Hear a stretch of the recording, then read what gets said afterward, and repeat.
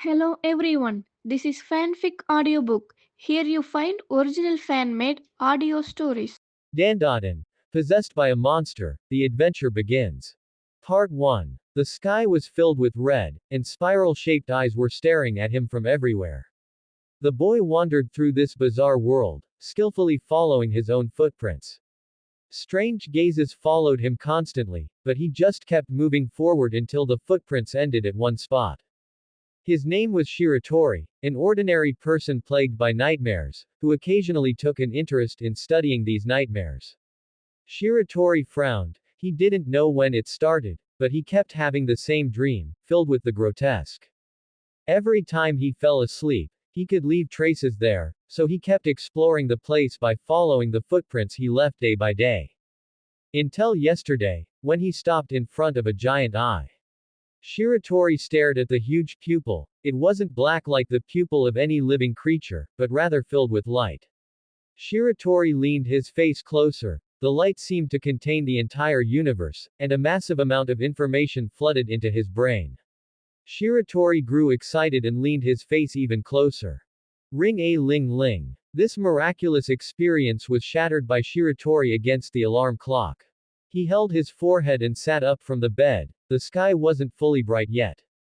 Actually, Shiratori had long wanted to replace this alarm clock, as it would always be 5 minutes early no matter how he adjusted it, but he always forgot about it. However, Shiratori didn't have the heart to be angry. He always had a strange feeling, an indescribable sense of unease. Last night, he was running along the footprints in his dream and soon arrived in front of the giant eye. He excitedly reached his hand toward its eye socket, but the moment he touched it, Shiratori's hand recoiled violently, as if it had been pricked by something. It hurt a lot. Even though Shiratori was dreaming, the real pain left him baffled.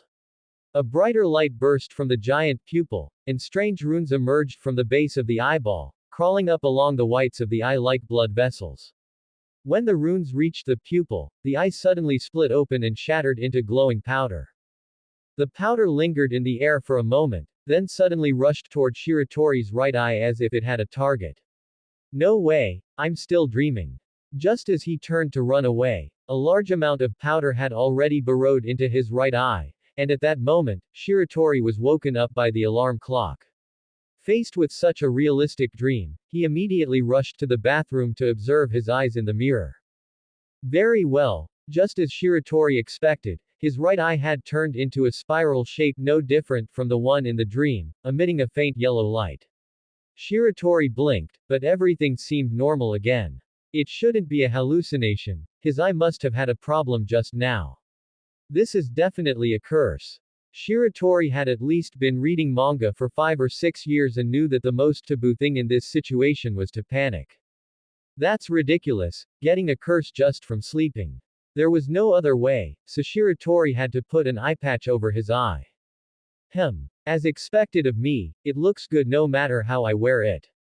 Shiratori fiddled with his gauze eye patch in front of the mirror, and a long time had passed before he came back to his senses. Oh no. I'm going to be late. Without time to fix the eye patch, Shiratori grabbed his school bag and rushed out the door. He ran wildly all the way, the wind whistling in his ears, and caught the last train. Wait a second. He grabbed the school gate and rushed into the classroom at the very last moment. The noise stopped abruptly, and almost everyone watched as Shiratori flew into the classroom, and then, tripped and fell heavily to the ground. So pathetic. I just want to lie on the ground forever. Classmate. Could you please move? Shiratori crawled back to his seat with his face pressed against the floor. After making it to the end of the school day, he regained his energy. Why did I wear an eye patch to school? Touching his eye, which seemed to show no abnormalities, he thought to himself, and without realizing it, he had already missed his stop. Oh no, I'm going to waste another ticket. He got off the train in frustration. Anyway, I can't go back for a while, he thought, leaving the platform and wandering around. As he walked, he arrived in front of a tall building. Is this a hospital? Shiratori stood at the entrance of the abandoned hospital. I heard this is a hot spot on the internet for alien sightings. Shiratori grabbed his school bag and was about to leave. Forget it, since I'm already here, why not look for some fun? Perhaps his luck today was really bad. Shiratori was in desperate need of some alien excitement to forget all of this.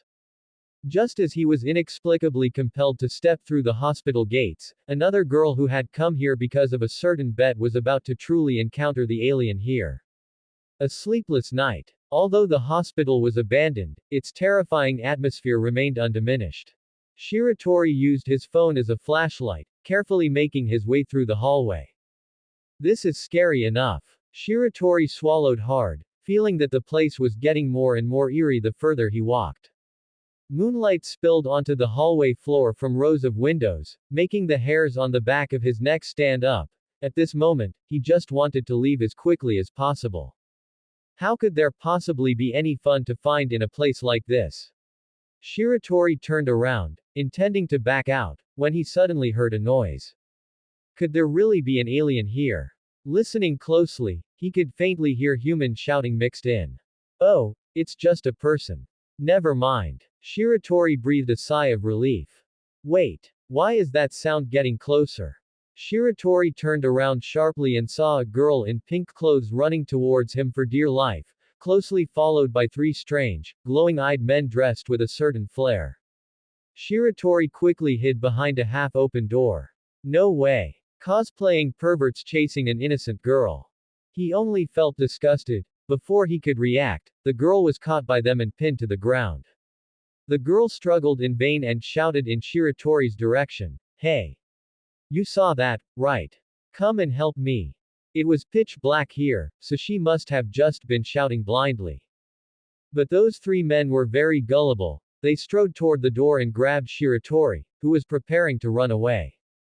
How is there actually someone here? After muttering that last line, the girl fainted. And Shiratori didn't fare any better. He closed his eyes and was dragged away. When he opened his eyes again, the surroundings no longer resembled a hospital. It was a vast, empty space similar to a space capsule, and he was fixed onto an experimental table, unable to move, with only his school pants left on. The girl didn't have much left on her either, and she was surrounded by the three men.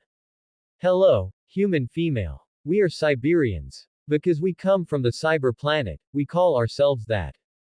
Please don't be afraid, we are very friendly aliens. Friendly people wouldn't strip a girl's clothes. Where are my clothes? The girl wasn't panicked and retorted with great spirit. We will properly manage your luggage. They're all ruined. Compensate me. Shiratori felt as uncomfortable as if he were waiting for a tooth extraction on an operating table and tried shouting at the Siberians, "Hey, am I not worth your attention? You cosplaying perverts." One of the Siberians walked toward Shiratori. We are Siberians, he said, coming before Shiratori. Please address us properly. Seeing that Shiratori kept his head down, he reached out to lift Shiratori's head. The moment the hand reached toward Shiratori, it was suddenly bitten hard by him. Please let go, human male. The Siberian tried to pull his hand away, but Shiratori was biting down very tightly. I am going to hypnotize you. The Siberian said emotionlessly, placing his other hand on Shiratori's head. We will use telekinesis to control your brainwaves so that you will have no way to resist. Just as he was about to activate the brainwaves, he was suddenly blasted away. The immense force caused the Siberian to crash into the distance. Shiratori, on the other hand, rubbed his shoulder and stood up from the broken experimental table. His eyes were filled with spirals, emitting a dim yellow light. I didn't expect to start in such a pathetic way. His cold voice was like a different person entirely. He glanced disdainfully at the Siberian lying on the ground. This move is called Six Roots, right? Why didn't you use it sooner? How can this human use telekinesis? Another Siberian questioned. Honestly, we haven't even explained our plan yet. The Siberian standing furthest inside spoke up. Our race only has males, so we can only increase our numbers by cloning, but the same individual cannot evolve, so we want to study your banana genitals to regain our reproductive function. Another Siberian went flying backward. Have you talked long enough? Shiratori picked at his ear. He turned to the tied-up girl. By the way, what's your name? The girl was completely bewildered by everything that had just happened. I'm Is Momo. Shiratori, nice to meet you. This brief introduction gave the last Siberian an opportunity. Cyber calculation method. His hands formed a T shape, and he fired a powerful telekinetic wave. Shiratori went flying backward, embedding himself into the wall, the kind you can't pry out. This is the first time I've seen such a combative human. Shiratori. Is Momo turned her head. Shiratori spat out a mouthful of blood and seemed to have passed out. Unfortunately, the two Siberians who had fallen earlier stood up again and surrounded her. Come now, let us begin, and then dissect you to study your banana. Just as they were about to do something untoward, Is Momo's phone rang at an inopportune moment. The lead Siberian interrupted his actions and walked over to pick up the phone. The screen flashing with red light did not catch his attention. What terrible timing. This couldn't have come at a worse time. The Siberians picked up the phone to check it, only to be kicked over by a foot that suddenly extended out of the screen, as if they were being ambushed. A monster with twisted, alien-like limbs and half of an old person's mask on its face crawled out of the phone, bit down on the Siberian's crotch, threw them to the ground, and ripped out something that looked like a metal tube. Classmate Is, I'm sorry. I've been hit by Turbo Granny's curse. The person speaking was also a student, currently being tormented by that curse, legs flailing wildly. Okarun, thank goodness. Please, hurry and save me. Who is this, to be able to invade through a phone? This is technology that even we haven't mastered. The poor Siberian bumpkin was still lamenting the terror of the unknown. The boy known as Okarun didn't seem very reliable. Help. I can't control myself. With that, his face was completely enveloped by the mask, turning him into a convulsing old hag, muttering about wanting to lick their manhood. Pull yourself together. The Siberians insisted on protecting their manhood, tearing off their disguise to reveal their true form. Their entire body was covered in orderly, zebra-like stripes, the black and white color scheme appearing terrifying. Their head, resembling an elongated toad, looked extremely disgusting, and their eyes glowed as they entered battle mode. 6 roots. The power of the original was far greater than Shiratori's. Wherever it passed, deep craters were blasted into the ground. The curse was incredibly fast, causing the Siberians' minor attacks to miss. So fast. My psychokinesis can't lock onto it. After these final words, they were thrown away, having their reason for living bitten off. How dare you do this to our banana?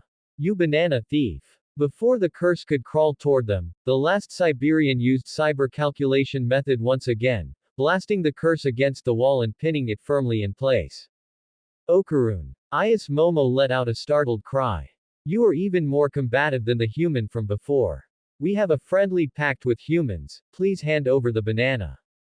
Fine. If mine will work, I'll give it to you. Okarun shouted, wearing the broken mask.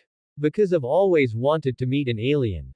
He spoke excitedly. I can't make friends on this planet, so I thought maybe an alien would work. I even tried calling out to UFOs in the sky back in elementary school. Okarun became more and more agitated as he spoke, tears welling up in his eyes. But nothing ever came. He choked out, no matter how much I called, there was never a response. Humans bully me whenever they're bored, and aliens ignore me too. No one acknowledges my existence. But, classmate Is stepped forward to protect someone as insignificant as me. His convulsing hands supported his body as he struggled to climb out of the wall crater. So you are not allowed to touch her. I will never forgive anyone who dares to hurt her. The eyes on the mask lit up with yellow light again, gradually merging to cover his face, his expression becoming ferocious. For her, I don't care if I become a monster. Go for it, Okarun. Show your manly side. Is Momo shouted this out. TCH. The Siberians increased their strength, and he was blasted back into the wall. Classmate Is, I don't think I can make it. You're giving up too quickly. Is Momo retorted. The Siberians turned around. A violent human like you can't be our friend. That metal tube popped out from the Siberian's body. And compared to males, we prefer human females. They placed their hand on Ayas Momo's head. Alright, let's continue. Ayas Momo struggled with all her might. Just as she was about to lose consciousness, a sentence flashed through her mind: release your ki. These were her spirit medium grandmother's words. Apply force from your lower abdomen, imagine releasing ki from the top of your head. She suddenly opened her eyes, and waves of energy burst from her body, shattering the platform that restrained her, causing her to float into the air. No way. What? My psychokinesis was pushed back. How does this woman know psychokinesis too? Ayas Momo's gaze became resolute. Grandma wasn't lying, she really is a spirit medium. Thank you, Grandma. She kicked fiercely toward the Siberians. Now, I can kick this scumbag away. The last Siberian flew out, smashing into the deepest crater. The battle ended. The wall suddenly exploded, and Ayas Momo fell to the ground. Wah! Are we on a UFO? Shiratori, who had been awake for a while but had been hiding in the wall watching the show, had no choice but to come out.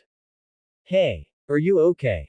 Ayas Momo looked at him with mixed feelings, but still offered a polite greeting. Don't worry about me, let's run. Ayas Momo turned her head. Okarun. Let's run. Before she could finish, the curse, which had been lying in ambush on the ceiling, opened its mouth and lunged at Ayas Momo, biting her hand. It hurts. Calm down. Ayas Momo pressed her hand onto the head of the curse and used her psychic powers again.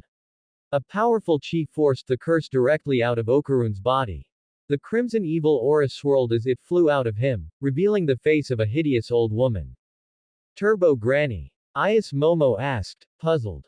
Who are you? Turbo Granny demanded fiercely. Wow. It really is an evil spirit. Shiratori broke the serious atmosphere very inappropriately.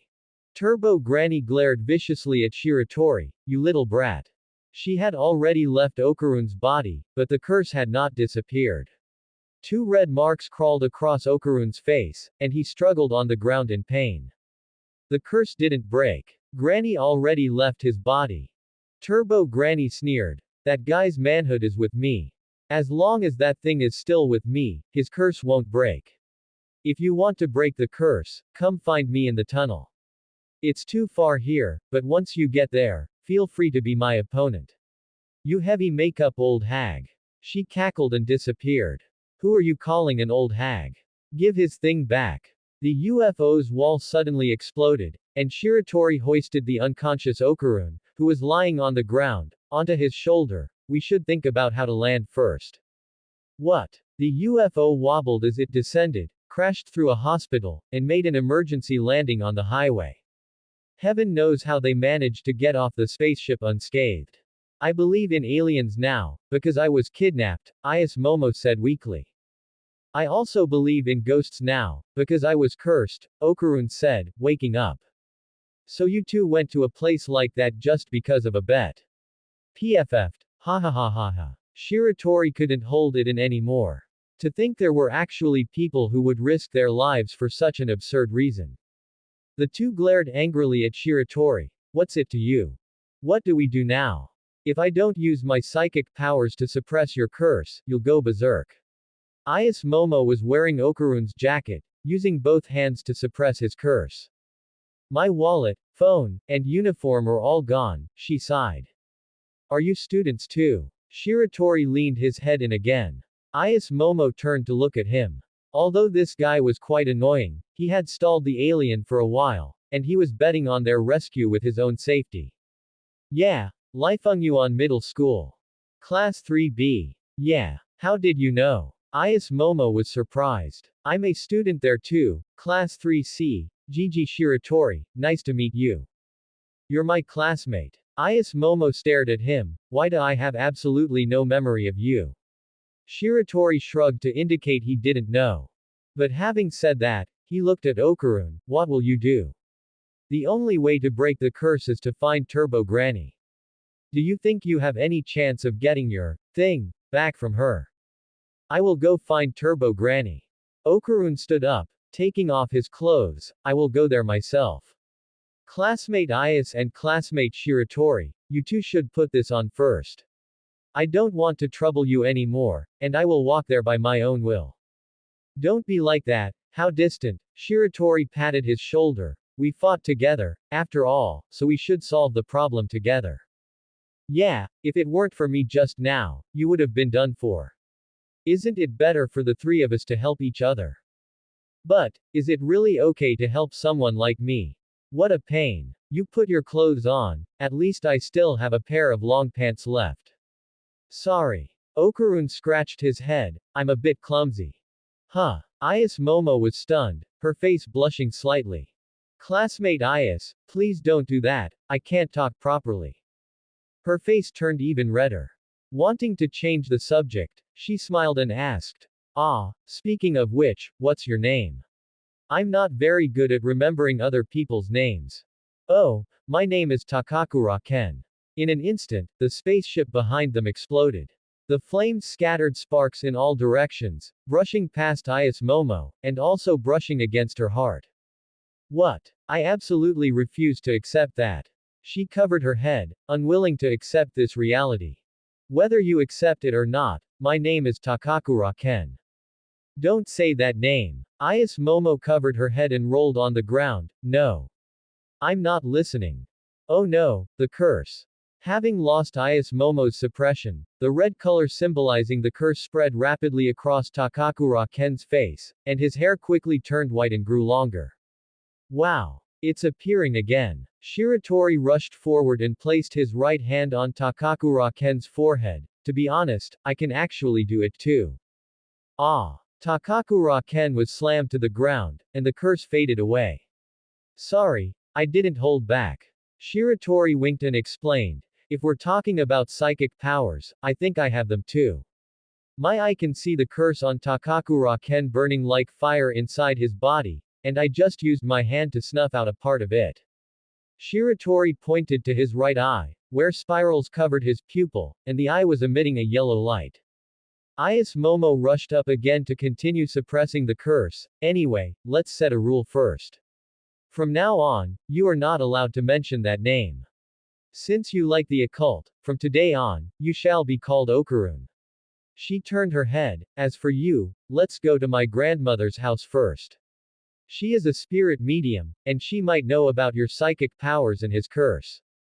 The group immediately headed to the spirit medium grandmother's house.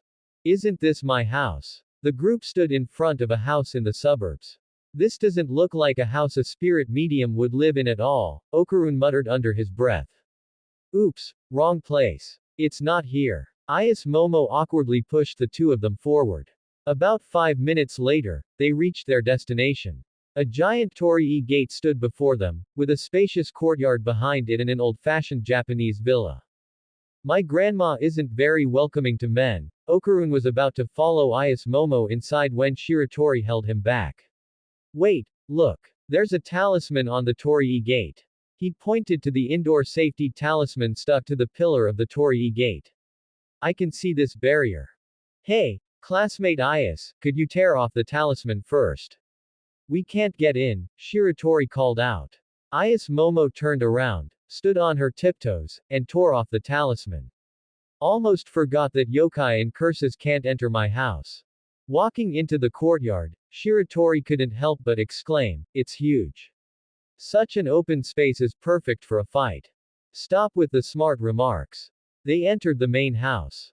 After failing to find her grandma, Ayas Momo shouted that she wanted to change clothes and dove into her room, tossing 2 sets of clothes to Shiratori and the others. These are girls' clothes, but you guys should be able to fit into them. Classmate Gigi, remember to suppress the curse. Excuse me. Okarun muttered as he began to change. Just as he was about to change his pants, he suddenly let out a scream. Ah! It's gone. Shiratori turned his head in confusion. Okarun was staring at his own empty crotch in shock. Classmate Gigi, it's gone. There's nothing left. Okarun stared at Shiratori, on the verge of tears, his head hanging as if he had lost his soul. Shiratori covered his mouth and turned away. Oh, that's so sad. But inwardly, he thought, Turbo Granny is twisted enough to play like this. Who would dare mess with her? This kid is in for it. Ayas Momo had already changed and come out, wearing a white long shirt paired with black athletic shorts. The hem was just the right length, giving the impression of a skirt while not restricting movement. Okarun was wearing a green hoodie and joggers, which drew a malicious comment from Shiratori. If you put your hood up, I won't be able to tell the difference between you and an old lady crossing the street. Okarun retorted at Shiratori, who was just as bad. Isn't classmate Gigi the same? Shiratori was wearing a unisex sports jacket with silk wide leg pants underneath, looking even more like an old lady than he did. If it hadn't been for his fight with Okarun over that jacket, he wouldn't be wearing these pants, and his uniform pants were already too tattered to wear. Relax, I'm going to the bathroom. Classmate Ayas, is your bathroom downstairs? Shiratori quickly left the scene, leaving only Ayas Momo and Okarun behind. Hey, is it really completely gone down there now? Let me see. Ayas Momo leaned in curiously. Okarun adjusted his glasses and took a big step back. No way. Absolutely not. Logically speaking, if it's gone, looking at it wouldn't change anything, right? Ayas Momo leaned in again but could only bump into Okarun's resolute back. That's not the point. Okarun held his head high. He would never let a girl see that area. HMPH. It sounds like it's my fault. Ayas Momo plopped down onto a beanbag chair, hugging it unwillingly.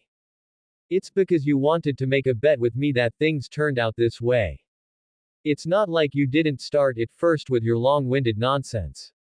I didn't want to miss the chance.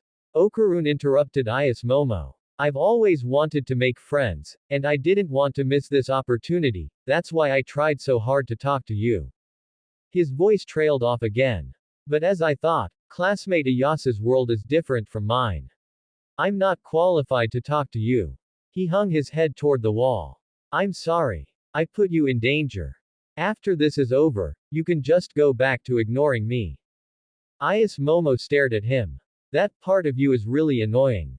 Explaining things so casually and jumping to conclusions. You don't have friends because your personality drives people away, don't you think? She crouched beside Okarun and waved her hand. Don't say things like that. Just talk normally about things you're interested in. Okarun turned to look at Ayas Momo, his eyes shining. Suddenly, his nose stung, and he turned away to hide the tears that were about to fall. Ayas Momo poked Okarun. Hey, say something. She poked him a few more times. Ugly. Okarun said, shocking everyone. Ayas Momo angrily grabbed his collar. Huh. What did you say?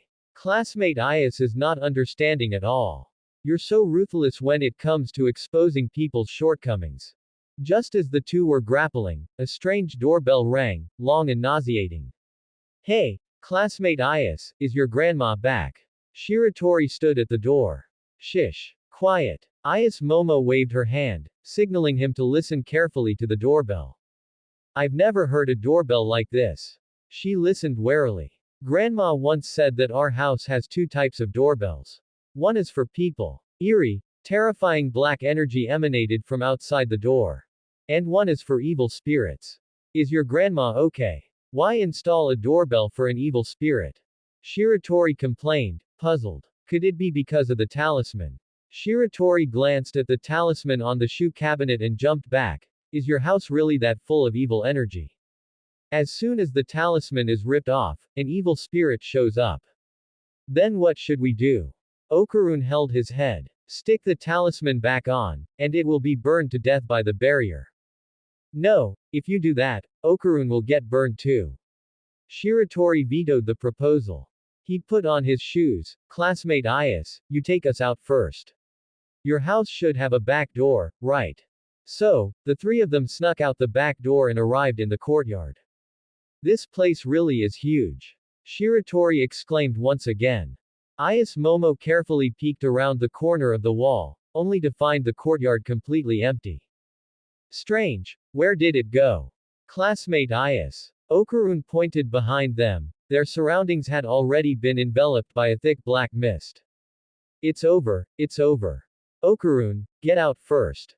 It's useless, our retreat is sealed off. Shiratori patted the wall, which had long since turned into a solid structure. This mansion had already become a cage trapping them. Oh, right. Classmate Ayas, nosebleed. Ayas Momo touched the warm liquid on her face. Oh no, you guys have it on your faces too. Stay away from that black mist. Shiratori warned. This black mist was very likely poisonous. Save me. Okarun lay on the ground in pain, blood already trickling from the corner of his mouth. Cover your nose and mouth, find a way out. Shiratori pulled the two of them toward the Torii gate without hesitation. Oh, how unfortunate. He stopped again quickly because the Torii gate had also been sealed off by the wall. It was even embedded into the wall. But something worse happened. Behind them, an extremely huge monster was staring at them, constantly spewing black mist from its mouth. It resembled a Japanese sumo wrestler puppet, with a black ruff around its neck and what looked like a helmet on its head. Found. It let out a long, drawn-out roar. You bad people, you broke the contract. Hand over the banana. It lifted one leg and slammed it hard onto the ground. A shockwave spread rapidly to where Shiratori and the others stood. Dodge. At the critical moment, Ayas Momo quickly dodged and used her psychic powers to pull the two of them away. What's up with that evil spirit? Could it be that it's taken a liking to yours, classmate Joshui? How is that possible? Also, that's an alien, not an evil spirit. Seeing Ayas Momo's bewildered expression, Shiratori explained, did you forget about the Siberians? This guy's tone is exactly the same as theirs. Okarun's eyes lit up as he explained. Those cheeks, it's the Flatwoods monster. First sighted in the United States, and it appeared in Yamanashi Prefecture in Japan. Its characteristics are 3-meter-tall alien. But how did it get so much bigger? Don't worry about that for now, it must be the Siberians' doing. It's all their fault. Then why did the doorbell react? The alien's grudge is too heavy, the doorbell will react to that too. Shiratori covered his nose, more nosebleed flowing out. If we don't take it out, we'll all be poisoned to death. He resolutely said to Ayas Momo, classmate Ayas, you're responsible for suppressing its curse, I'll go fight. Ayas Momo shook her head. Even the Siberians could pin you down and beat you, you're absolutely no match for this thing. Shiratori made a peace sign with his right hand, pointing his thumb at himself. Trust me, brother, I didn't use my full power back then. Ayas Momo watched worriedly as Shiratori's small frame walked toward the massive monster.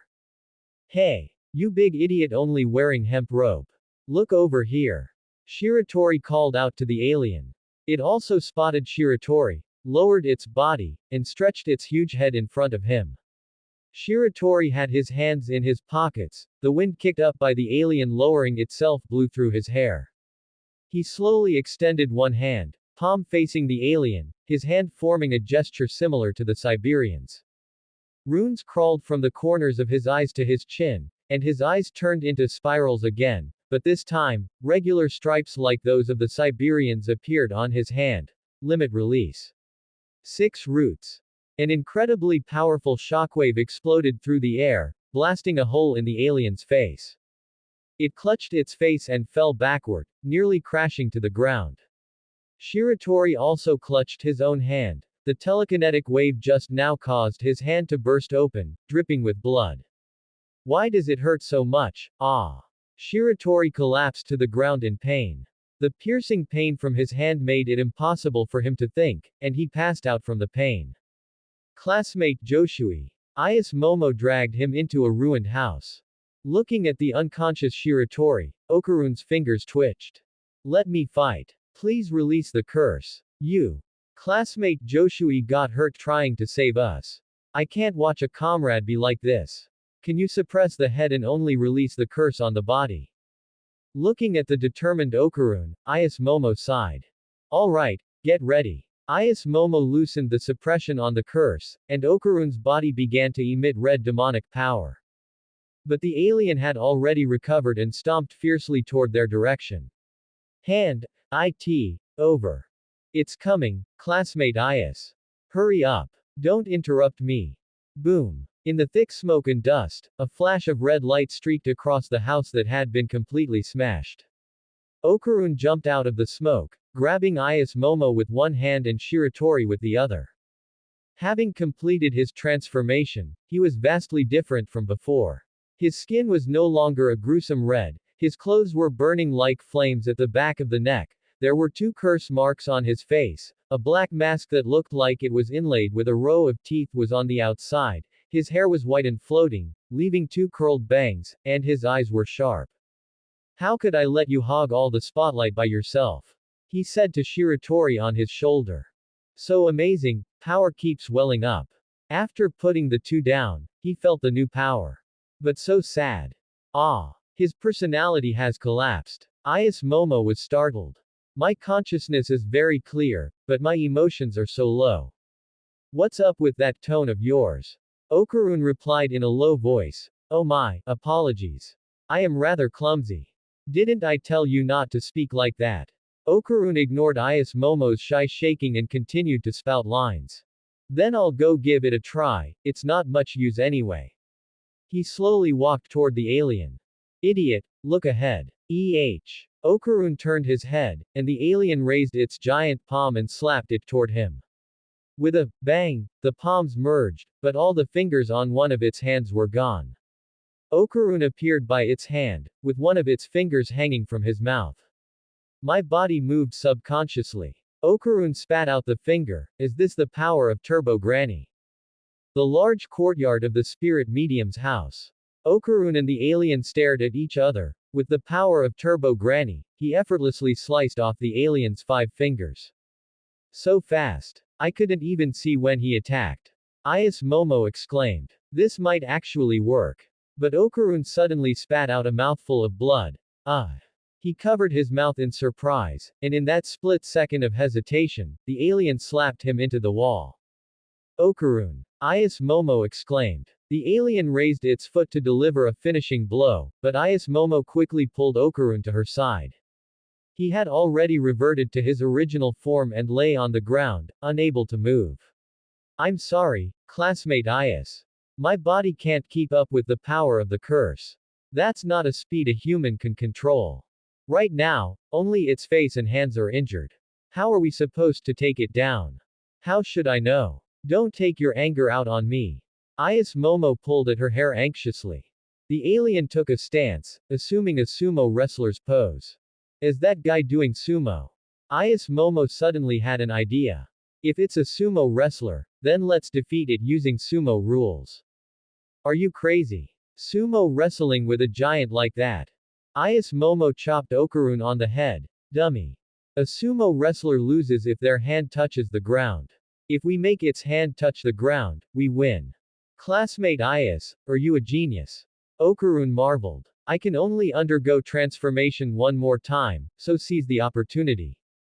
Aim for its feet, and I'll use my psychic powers to pull it down. How sentimental. The transformed Okarun ran toward the alien. What a pain. The two dodged the alien's shockwave. Okarun exerted force, launching himself in the blink of an eye and smashing the alien's right leg. Having lost the support of one leg, the alien fell forward and was forced to brace itself on the ground with one hand. The moment that hand touched the ground, it dissolved into light. Great, it worked. But to their disappointment, before it could completely dissolve, 2 more legs grew from its back, planting themselves on the ground and supporting its body. You've got to be kidding me. Ayas Momo was caught off guard, grabbed by the alien, and smashed into the wall of the Torii gate.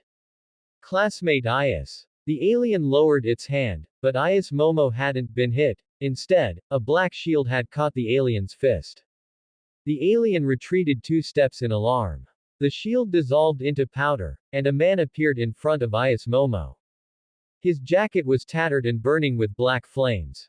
On his arms were 2 hard black gauntlets, and he wore a mask on his face as well, though his was sharp-angled with jagged teeth arranged across it.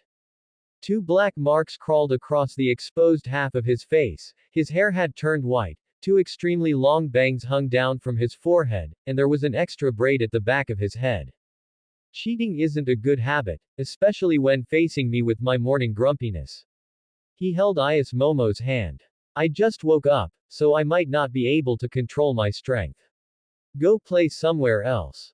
What kind of attitude is that? You could have mentioned you could undergo transformation earlier. Ayas Momo grumbled, but she obediently retreated. So, shall we trade blows next? Shiratori tilted his head toward the alien. Classmate Joshui, be careful. It's very strong. Shiratori cracked his neck. I forgot to introduce myself. His two gauntlets dissolved into powder and reformed into sharp blades enveloping his hands. My name is Phantom Eye, and I have come to take your life today. Ah! The alien swung its fists furiously, a rain of blows flying toward Phantom Eye. His feet transformed into black rollers, and he turned into a phantom, flashing behind the alien.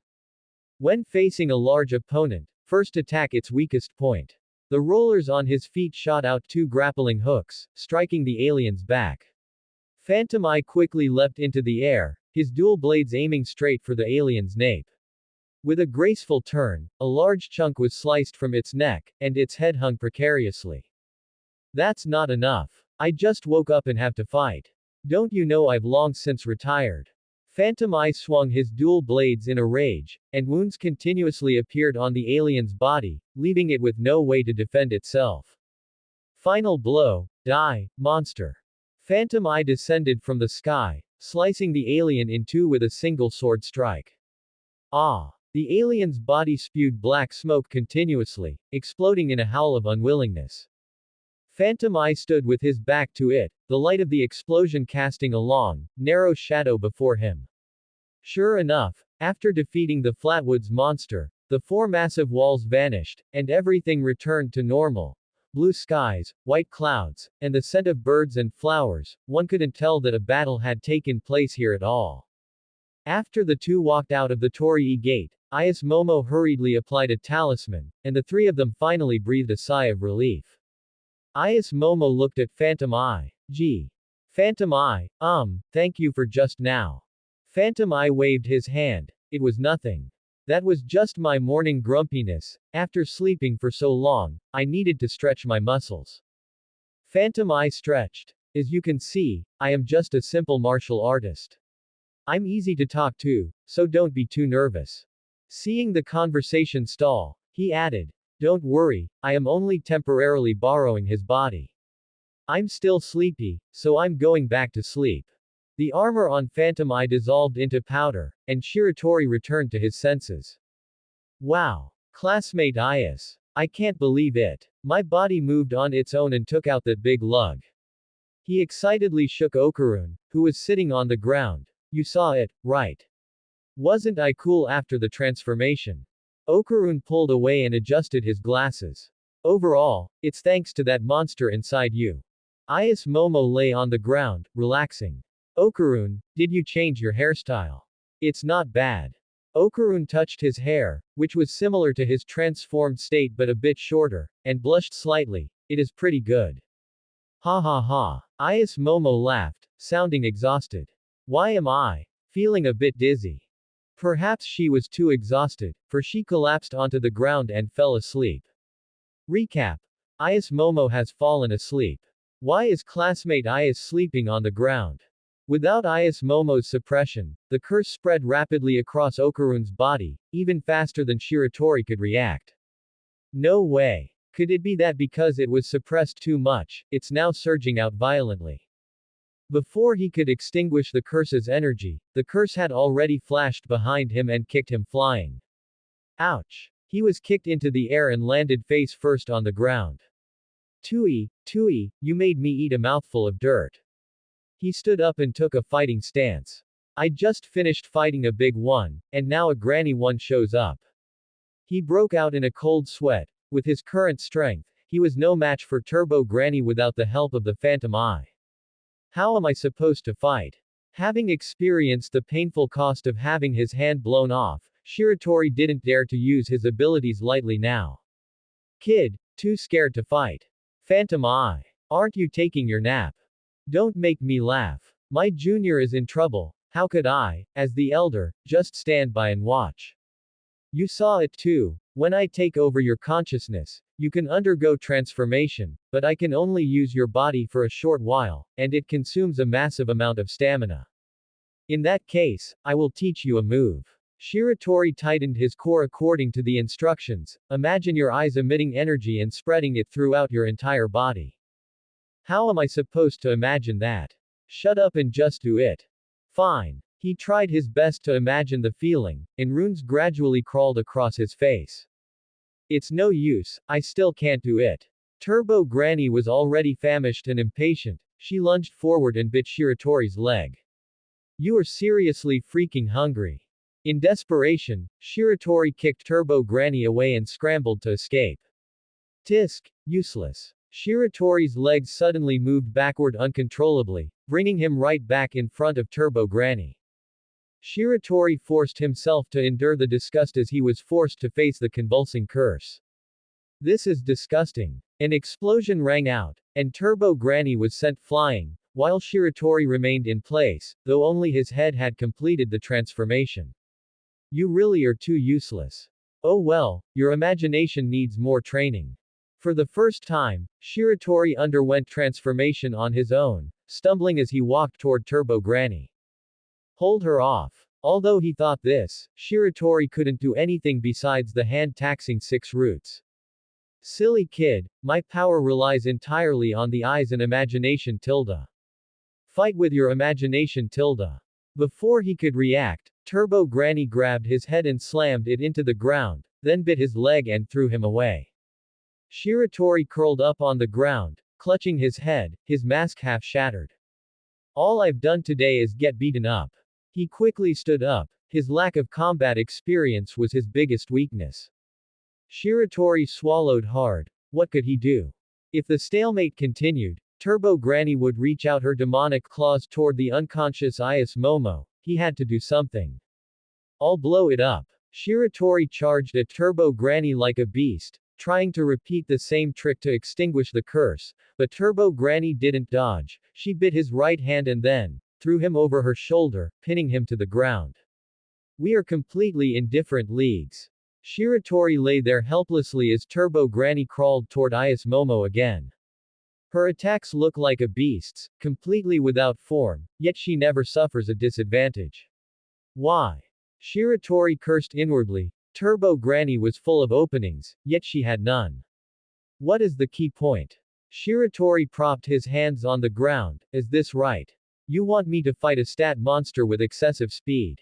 He was just helping Ayas Momo wait for her grandma. Nobody said he had to fight an elite monster. Isn't your grandma a spirit medium? Did she go on vacation or what? Just as Shiratori stood up, a nail flew toward him, which he dodged by tilting his head. Turbo Granny wasn't so lucky. Never one to dodge. She took a wooden brick to the face, and then the nail shattered the brick, causing secondary damage, sending her flying into the paddy field behind them. Shiratori turned his head, breathless, to see a young woman. Her silvery white long hair was tied up on top of her head like a braid. She wore red glasses, was dressed in casual home clothes, but held a baseball bat and had a cigarette in her mouth. I thought Momo brought another wild man home, but this time, it's not even a human. Save the kid. Shiratori decisively grabbed her leg, hiding behind the woman. The woman twirled her baseball bat. Hey, bring it on.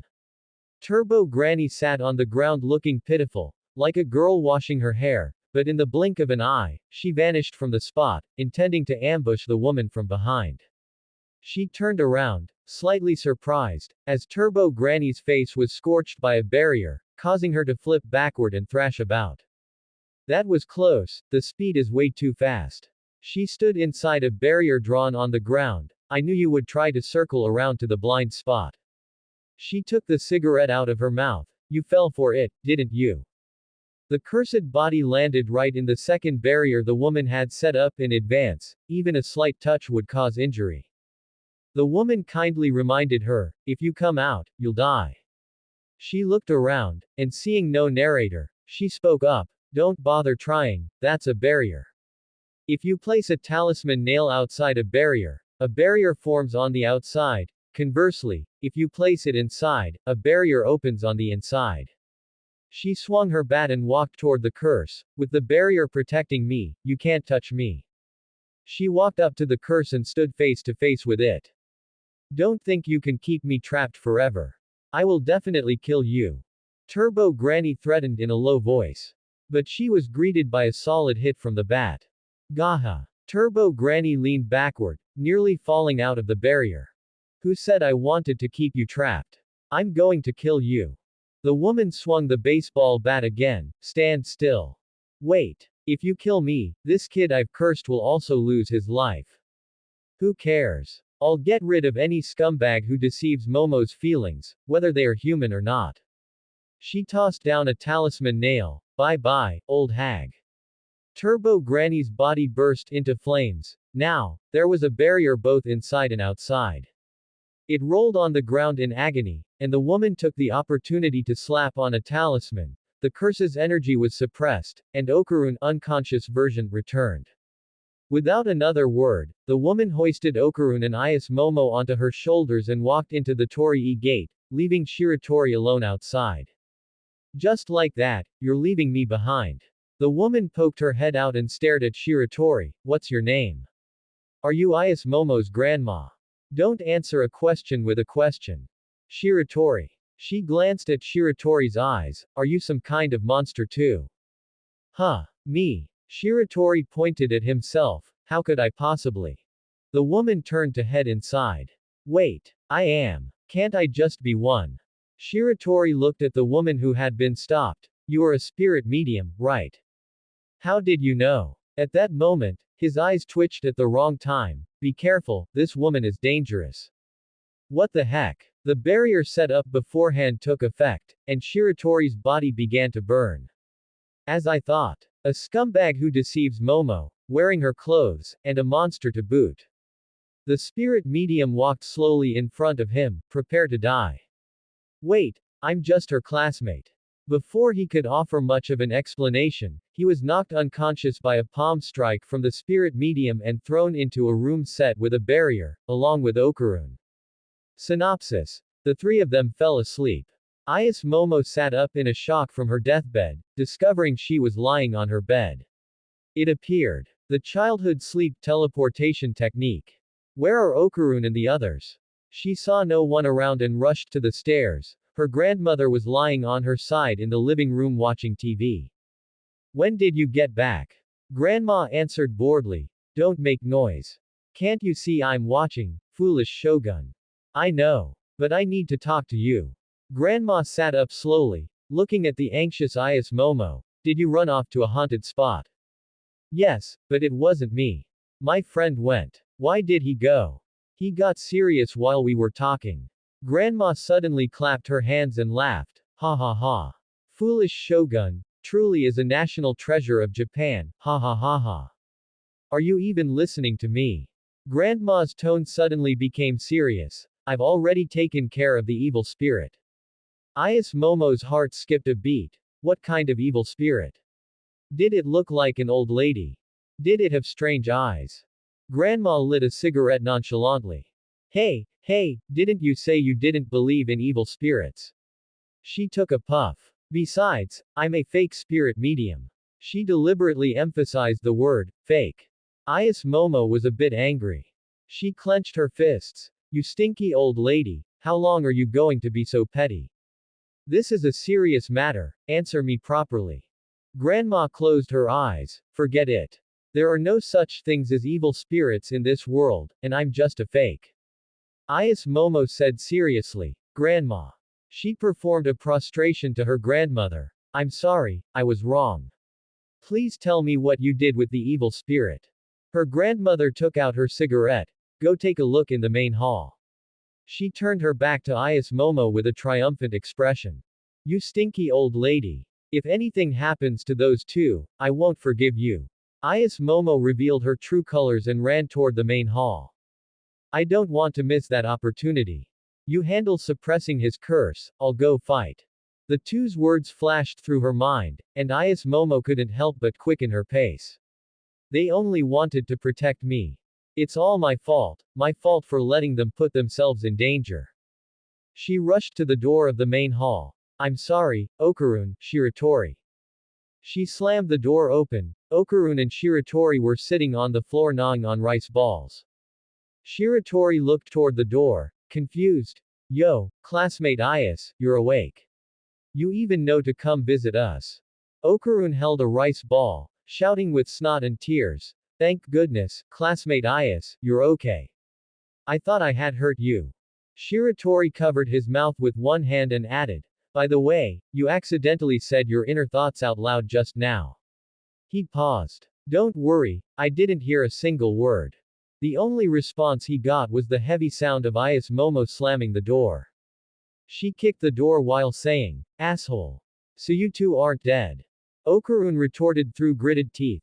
What kind of reaction is that? Sorry for being alive.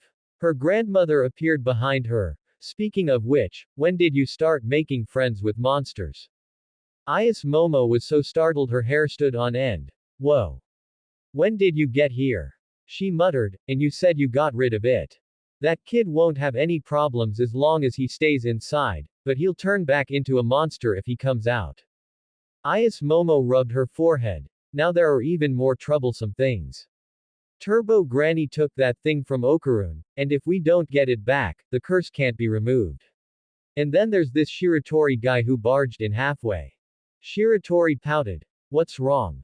Are you not even willing to call me, classmate Gigi Tilda, anymore? Get lost. She sighed. I'm responsible for things turning out like this. If it weren't for me, Okarun wouldn't have been dragged into this. I just want to do something for him. The two of them added a line. Oh, you like him. I didn't say I like him. She crossed her arms. There's one more thing. I have psychic powers now. What nonsense are you spouting? I went to a UFO, got attacked there, and then I had psychic powers. There's no such thing as a UFO. Grandma looked disbelieving. Geez. Anyway, I have psychic powers now. It would be terrible if I didn't use them to suppress Okarun's curse. Grandma said sagely. Speaking of Turbo Granny, Momo, you've caused trouble you shouldn't have again. She used to be called 100 km/h Granny, a modern monster that caused trouble all over the country. I heard she's been hiding in an abandoned tunnel recently, so I went to check it out. Her gaze grew heavy. It was too abnormal. The spiritual energy there was so strong I couldn't even get close. She rubbed her temples. Do you know about earthbound spirits?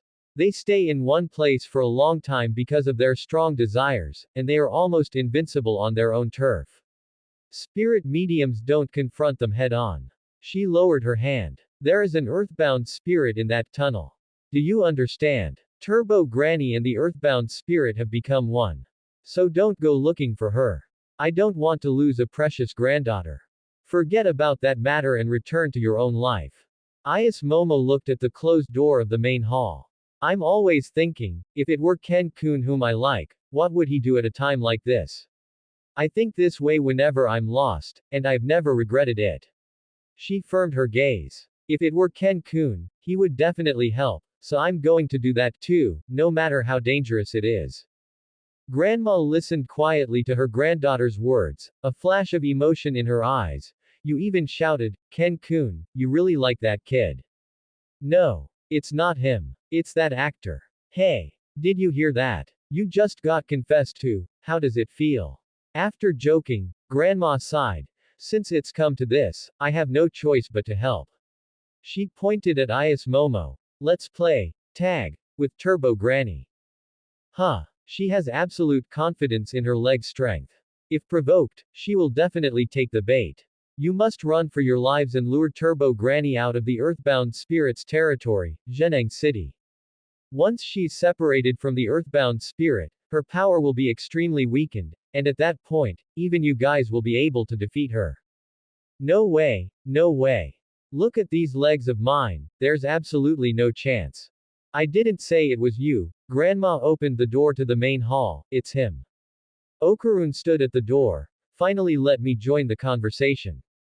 Shiratori put his arm around his shoulder, but his stamina is completely hopeless, and I can't move at super speed either. Okarun adjusted his glasses. I can only run at full speed twice in my cursed state. Then train until you can use your full strength continuously, Grandma said nonchalantly. No need for such trouble. Phantom Eye. When did you get here? Phantom Eye joined the conversation. What a pain, having to help you lot even after retiring. My ability might be of some help. Grandma looked at Shiratori with disdain. You really are a monster. I have powerful spiritual power. You should have known that long ago. Any monster I see, I can learn its moves. I've never heard of you. I've been in this business for so many years and I've never heard of a monster like you. It's one thing for you woman to knock me out, but you haven't even heard of my name. I don't want to help you. The eye twitched. Forget it, you owe me a favor. I'll get this kid used to my ability as soon as possible, and we'll try to take down that monster in the tunnel. It said in a voice only Shiratori could hear. Those two are such buzzkills. I've lived for hundreds of years, at least. They haven't even heard of me. It sounded a bit aggrieved. It seems you're just as hard to remember as I am. Shiratori scratched his head awkwardly. Anyway, you start training hard for me starting tomorrow. She said to Ayas Momo, Momo, you too. Your psychic powers need an upgrade. She swaggered back to her room to watch TV. Shiratori called her back. Speaking of which, you don't look that old, how are you her grandmother? He pressed, what should I call you? Grandma replied, Ayas Seiko. Remember, you're the first person to dare ask for my name so casually. Call me Master Dodoria Santa. Okay, Miss Seiko, no problem, Miss Seiko. TCH. Seiko went into the room. Shiratori complained to Ayas Momo, is that really your grandmother? She's a nag, right? Whatever, I'm going to sleep, see you tomorrow. Shiratori turned and went into the room to lie down. Okarun also stopped Ayas Momo as she was leaving. Classmate Ayas, if something like that happens again, I will help you with all my might. He grabbed his hem, so I hope you won't be disappointed in me, please don't stop being friends with me. I'm not. You're overthinking it again. Ayas Momo waved her hand to deny it. Then why did you slam the door with a bang just now? Why do you care so much? Now I'm the one who should be disappointed in you. It's such a hassle, being so petty. I'm sorry. By the way you fought today, it was cool. Okarun stared blankly at the departing Ayas Momo, with only the phrase, it was cool, playing on a loop in his mind. What are you spacing out for? I'm going to get you a blanket. Wake up that idiot sleeping behind you later to cover himself. Classmate Ayas. Okarun wiped the tears under his glasses. What is it? I'm a little thirsty, please bring me an extra glass of water. Classmate Ayas. The next day, Okarun's training had to be interrupted as soon as it began. Oh no. Okarun says he needs to go to the bathroom. Then just let him go, Seiko said with a nonchalant expression, wearing an eye mask. No way. Ayas Momo stomped her foot. If the bathroom door blocks my line of sight, I won't be able to suppress the curse. Then I'll just have to watch him use the bathroom. Then watch, Shiratori said nonchalantly. Who would want to watch something like that? Ayas Momo looked disgusted. Who asked you to watch? You're trampling all over my dignity. Okarun bared his teeth. I really can't do anything with you. Shiratori walked past Okarun and grabbed the back of his collar. I'll watch you go. Watching the two walk away, Seiko leaned in and whispered into Ayas Momo's ear, is this yokai really reliable? Ayas Momo pushed Seiko away. Relax. Also, he's not a yokai. By the way, Seiko leaned in again, how do you suppress the curse? Ayas Momo rubbed her chin. How should I put it? I can see the chi on Okarun, like fire. As long as I pinch that mass of chi with my hand, it shrinks, and the curse can be suppressed. Everything has similar chi, just in different colors. I can grab them and move them around at will. She used her psychic powers to grab a small pile of pebbles, though the range is very small. I thought it was pretty impressive, but it turns out the limitations are huge. Meanwhile, in the bathroom, Shiratori stood imposingly at the entrance, casting a stern shadow over Okarun. How am I supposed to go with you doing that? Quiet, I'm trying to glare her to death. This wasn't a joke. Shiratori's gaze pierced through Okarun's body, staring intensely at the mass of the curse. TCH, borrowing the tiger's might. In reality, he was using the aura of his phantom eye to intimidate the curse, but it didn't seem to work, because Turbo Granny had crawled out. Crawling out was one thing, but Okarun and Shiratori, as well as the two people outside, were all frozen in place as if paralyzed. Only that one eye of Shiratori's kept twitching. She cut off control of the body. Turbo Granny's lantern-like eyes turned toward that eyeball, whispering, "I noticed you a long time ago, you thing that only knows how to hide. Compared to hiding skills, I think you're the one who's better at it, you rat sleeping in a tunnel." Turbo Granny cackled. "Don't think I don't know. Without that kid's body, you can't do anything, can you?" The eye stared quietly at Turbo Granny, not responding. "My curse is contagious, using this kid as a medium." Shiratori's face was already covered in nosebleeds, but the eyeball remained silent. "Any human this kid sees will be killed by the curse." The eyeball suddenly shot out a black line, but it passed right through Turbo Granny and hit the bathroom wall. "Is this all I can do without a body? It's useless." Turbo Granny laughed even louder. "This is just a shadow." Its eyes turned fierce. "Come to the tunnel to find me tonight, if you want to keep this body." The phantom image began to dissipate. "Tonight, got it." It vanished. Standing outside, Ayas Momo was the first to notice the nosebleed, and it was even worse for Seiko, as blood was also coming out of her ears. "Oh no, Okarun." They rushed into the bathroom, where Shiratori was already kneeling on the floor, his face covered in blood. "Not good, classmate Ayas." Blood seemed to be flowing into his throat. "Turbo Granny is going to make her move tonight, we can't wait any longer," he said in a hoarse voice, and Okarun was startled by the blood on his face. "Tell me what happened." Seiko vigilantly looked at the talisman stuck on the ceiling beam, which had been corroded into powder by demonic power. "That annoying thing said if we don't go find her tonight, she'll kill all of you with the curse. What a bummer. We should be the ones in a hurry. We have no choice but to act." Ayas Momo sighed. "Wait. It seems like I'm the only one who hasn't learned how to fight yet." Shiratori held his head in despair. "What could you possibly learn with that blockhead brain of yours? We'll just have to teach you on the spot." Nighttime arrived quickly. Seiko entered work mode, wearing her spirit medium outfit, and while having the three of them put theirs on, she began the prayer ritual. "Do we really have to wear this? It's so bulky. These clothes are for defending against evil spirits, so put them on properly." Shiratori and Ayas Momo were fine, just wearing normal wide-sleeved robes, but Okarun was wrapped up so much that even his own mother wouldn't recognize him, fully armored, with almost no skin exposed. "You guys have zero experience.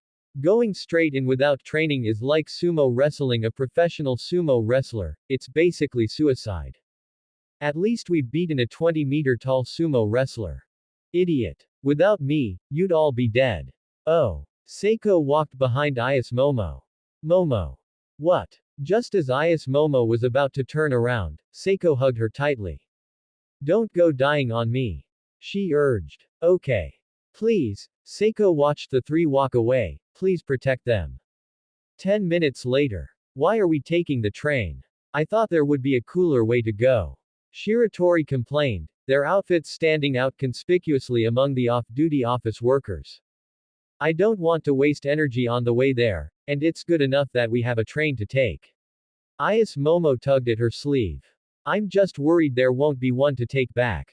Turbo Granny, I will absolutely not forgive her. I'm sorry for making you do this for me." Okarun was silenced by a hand from Ayas Momo.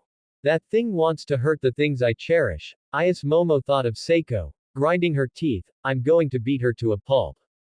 After getting off the train and walking for quite a while, the three finally arrived at that fateful, abandoned tunnel. "Come to think of it, this is my first time here." Shiratori stood at the tunnel entrance, touching the "No Entry" sign. Ayas Momo had changed back into her own clothes. "This is much more comfortable. That other outfit didn't really make a difference anyway. Alright, let's go." Despite saying that, Okarun and Ayas Momo were pushing each other, suddenly playing the game of polite deference. Shiratori looked at the two gentlemen with a speechless expression. "I'll go in first, you two follow behind." Hearing the sound of wooden clogs stepping on the ground amplified within the tunnel, the two nervously followed him in. Look at how manly he is. Ayas Momo poked Okarun's head. The tunnel was damp and drafty, and the rushing air emitted a roar like an accelerating train. By the way, what do we do if Turbo Granny comes out? Ayas Momo clenched her fists. Just beat her up, right? Calm down. We just need to lure her out of Zheneng City, and leave the rest to your grandmother. Shiratori led the way, turning back to instruct them. But, we managed to take down that huge alien, so maybe fighting Turbo Granny will be the same. Ayas Momo suddenly gained some confidence. Shiratori laughed and agreed. Yeah, how big could an old lady really get? He was completely stunned. A massive head was firmly blocking the tunnel. It was the head of an elderly person with white hair. What the? Shiratori's flashlight swept over that head, and he immediately felt something was wrong. Ah! Okarun pointed in terror behind them. Another giant head was blocking their retreat. I knew it was a trap. Shiratori covered his forehead. Now there's no way to escape. The two heads began to close in on them, and the spread of supernatural power turned the surrounding environment red.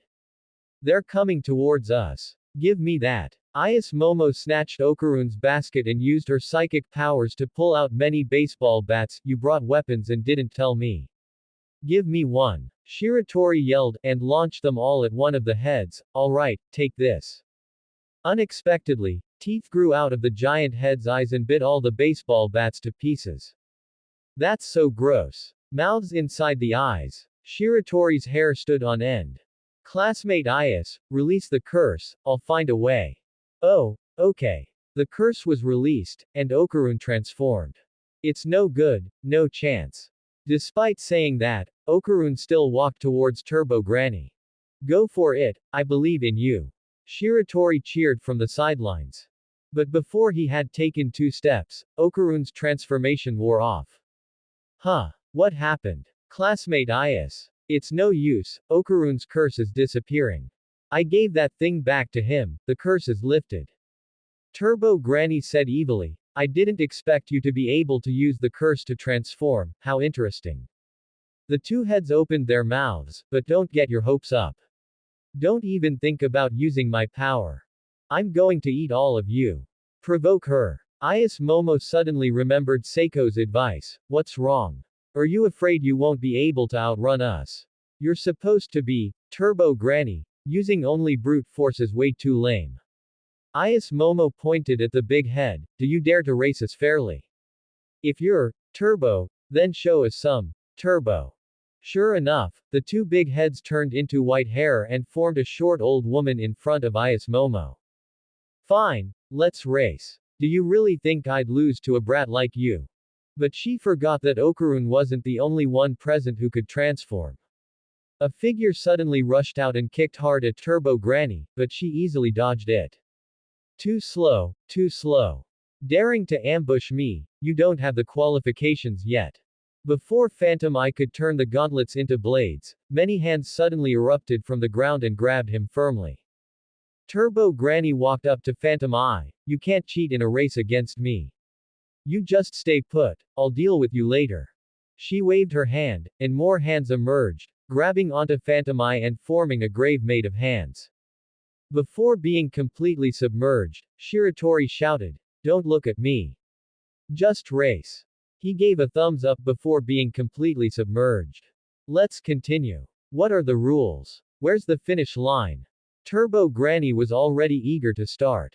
There is no finish line. Let's play tag. If you catch us, you win, how about that? She looked at Turbo Granny with contempt and gave Okarun a thumbs up behind her back. After we start, you have to count for 10 minutes, and we'll run away during that time. She pointed at Turbo Granny. These are the rules, you must follow them, otherwise the legend of Turbo Granny is a joke. Fine, I hate people who don't follow the rules. She shrieked with laughter, which was clearly true, given what happened to Shiratori. You said it yourself. Ayas Momo had already started running backward, then let's start. Run, Okarun. 1, 2, 3. Turbo Granny began to count. Classmate Ayas, you're too amazing. I thought we were going to die. I just don't know what will happen to Shiratori. She looked back worriedly. 10, 12, 1 minute, 5 minutes. That's not how you count. 10 minutes. You didn't specify how I should count. Countless hands emerged from the ground, firmly grabbing Ayas Momo in place. Classmate Ayas. Okarun. Her voice disappeared into the hands. Classmate Ayas. He desperately pounded on the pile of hands, but it was useless. That kid's 10 minutes are up, now it's your turn. 1, 2, 5, 1 minute. That's cheating. Turbo Granny ignored him and continued counting. 4 minutes, 2 minutes. Okarun roared anxiously. Do you even know how to count? Stop it. Don't count anymore. 8 minutes, 10 minutes. Alright, your turn. Turbo Granny reached for Okarun, and then, Okarun made a decision that defied his ancestors. He lunged at Turbo Granny and bit down on her arm. It hurts. Ah. Let go. He bit down even harder. If you don't let those two go, I won't let go. Turbo Granny spun around in a panic, trying to shake Okarun off, but he was biting tighter than a mousetrap. Turbo Granny's monstrous strength seemed useless. Could it be this outfit? No choice, I'll possess him.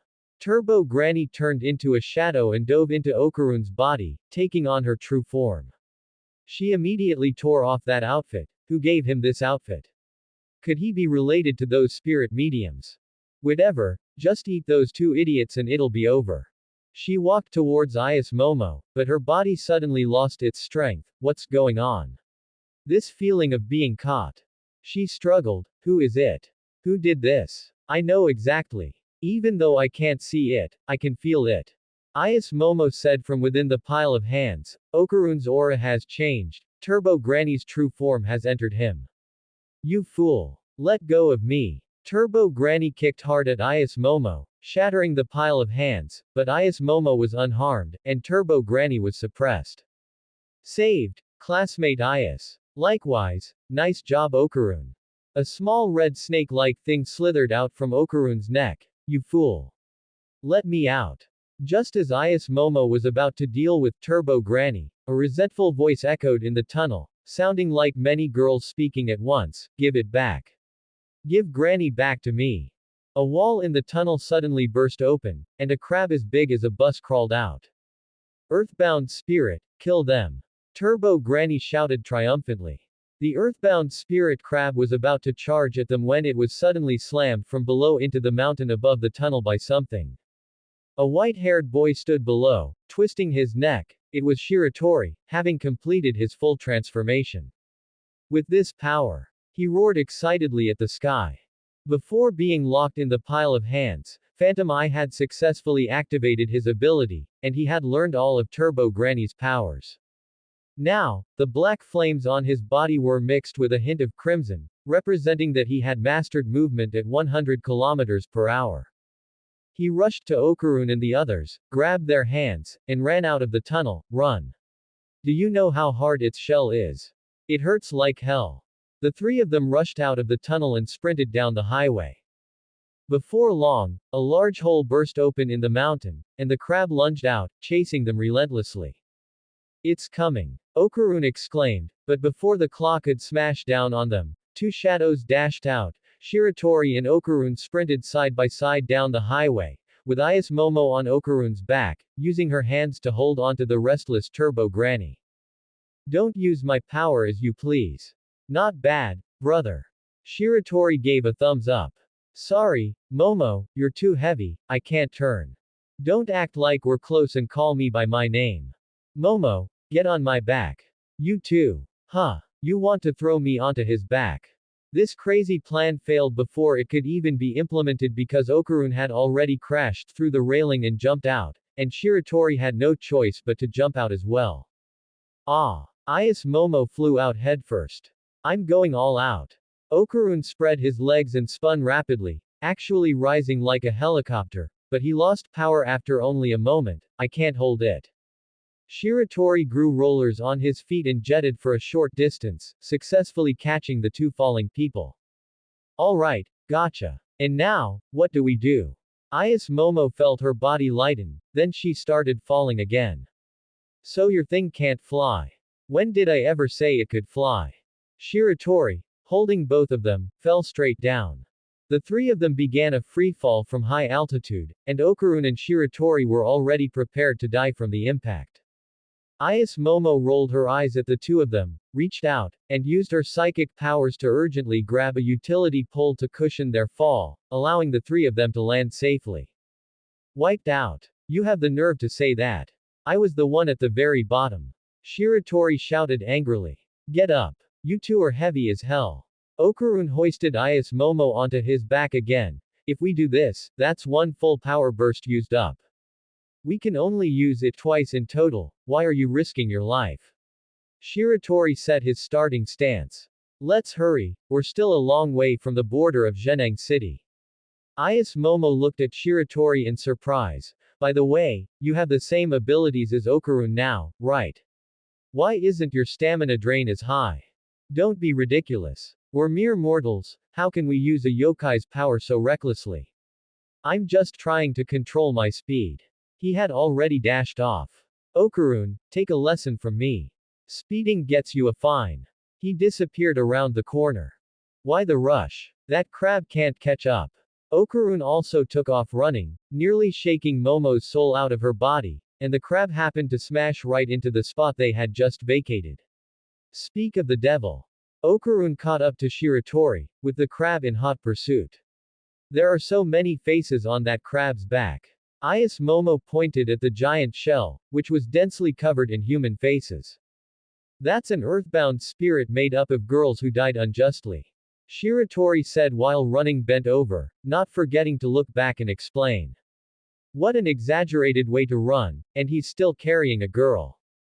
Hilarious, he's trying so hard. Shiratori brushed past a few pedestrians, stepped onto a car, and leapt onto a roof.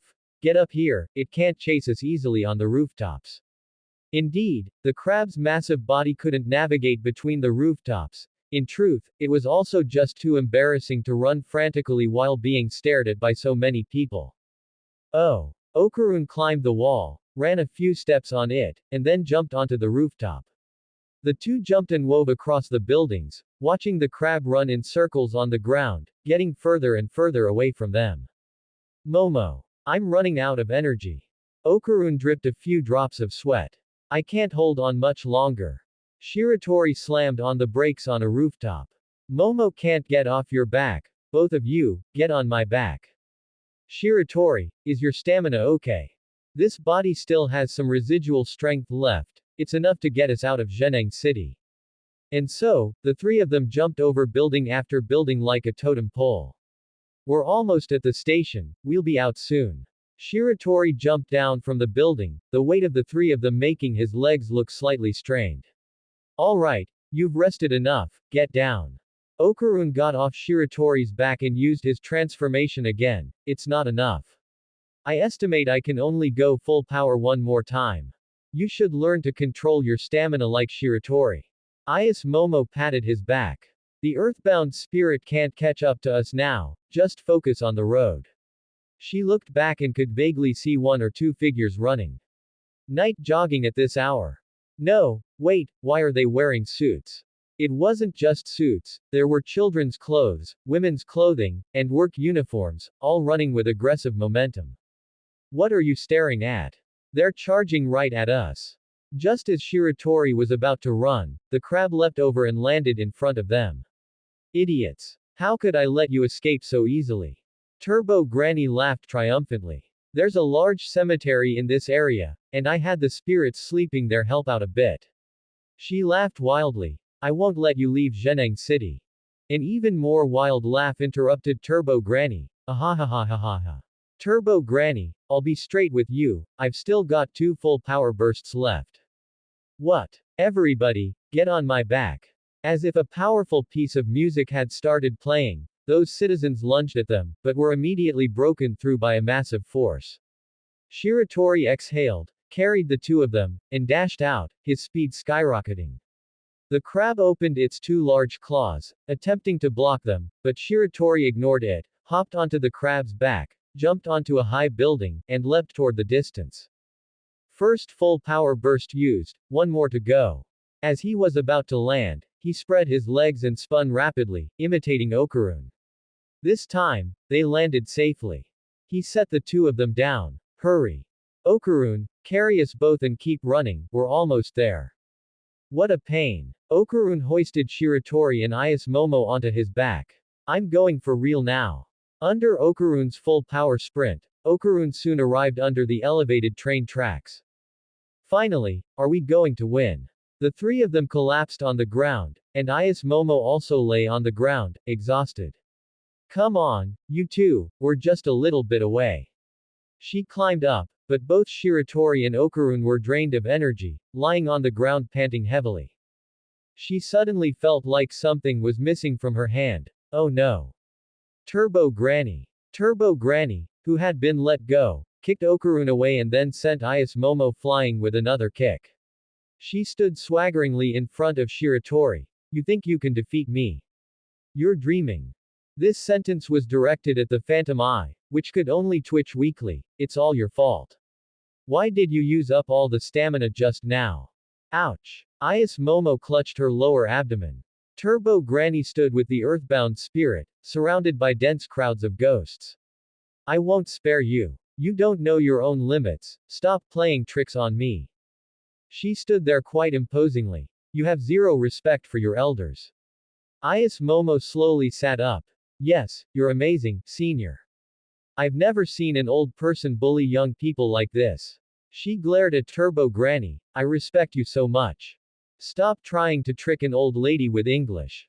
Turbo Granny merged with the earthbound spirit again, her terrifying face embedded in the earthbound spirit's massive abdominal armor, while the 8 crab legs turned into human legs. It was bizarrely grotesque.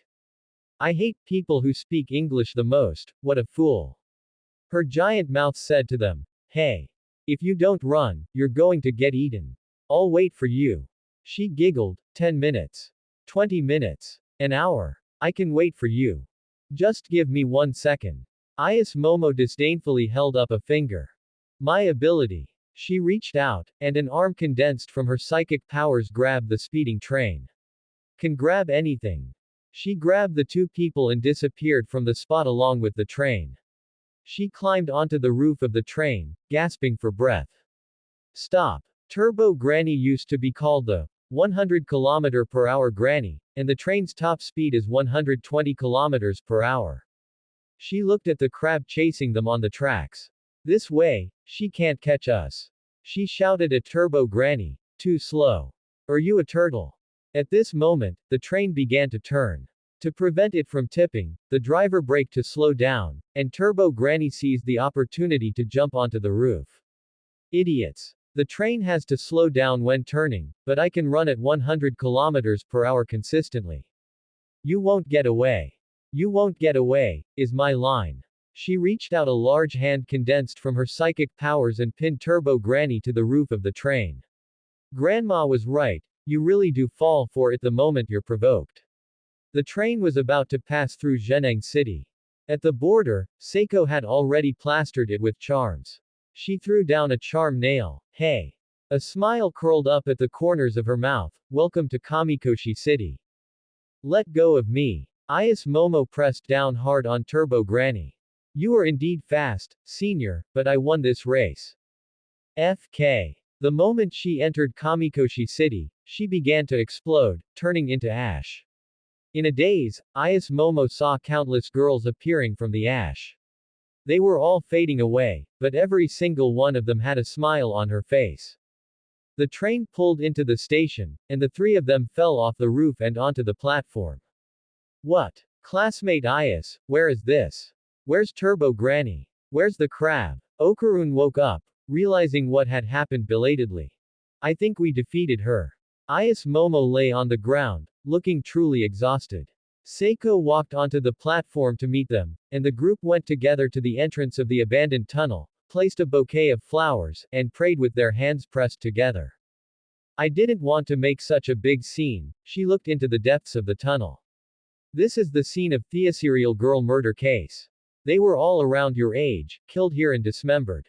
Compassion was reflected in Seiko's eyes. They didn't become evil spirits voluntarily, either. We spirit mediums started investigating Turbo Granny a long time ago, and later discovered a pattern. The places where Turbo Granny appears usually have the souls of girls who died unjustly. Turbo Granny might have been comforting those girls who couldn't attain enlightenment all this time. However, the dead cannot attack the living, we must do our best to ferry them to the other side. The same goes for the living, you cannot fool the dead. If you rashly step into their territory and get killed, there's nothing to be done about it. This is the law of coexistence between the living and the dead. You all are very lucky to be unharmed. After paying their respects to the spirits here, they set off to return to Ayas Momo's home. We just finished dealing with a crab, and now we're eating crab. But thank you for your generosity, Miss Seiko. Shiratori looked at the table full of crab and couldn't help but swallow his saliva. You hateful old hag. You took all the big chunks of meat. Ayas Momo and Seiko were fighting over a plate of crab legs.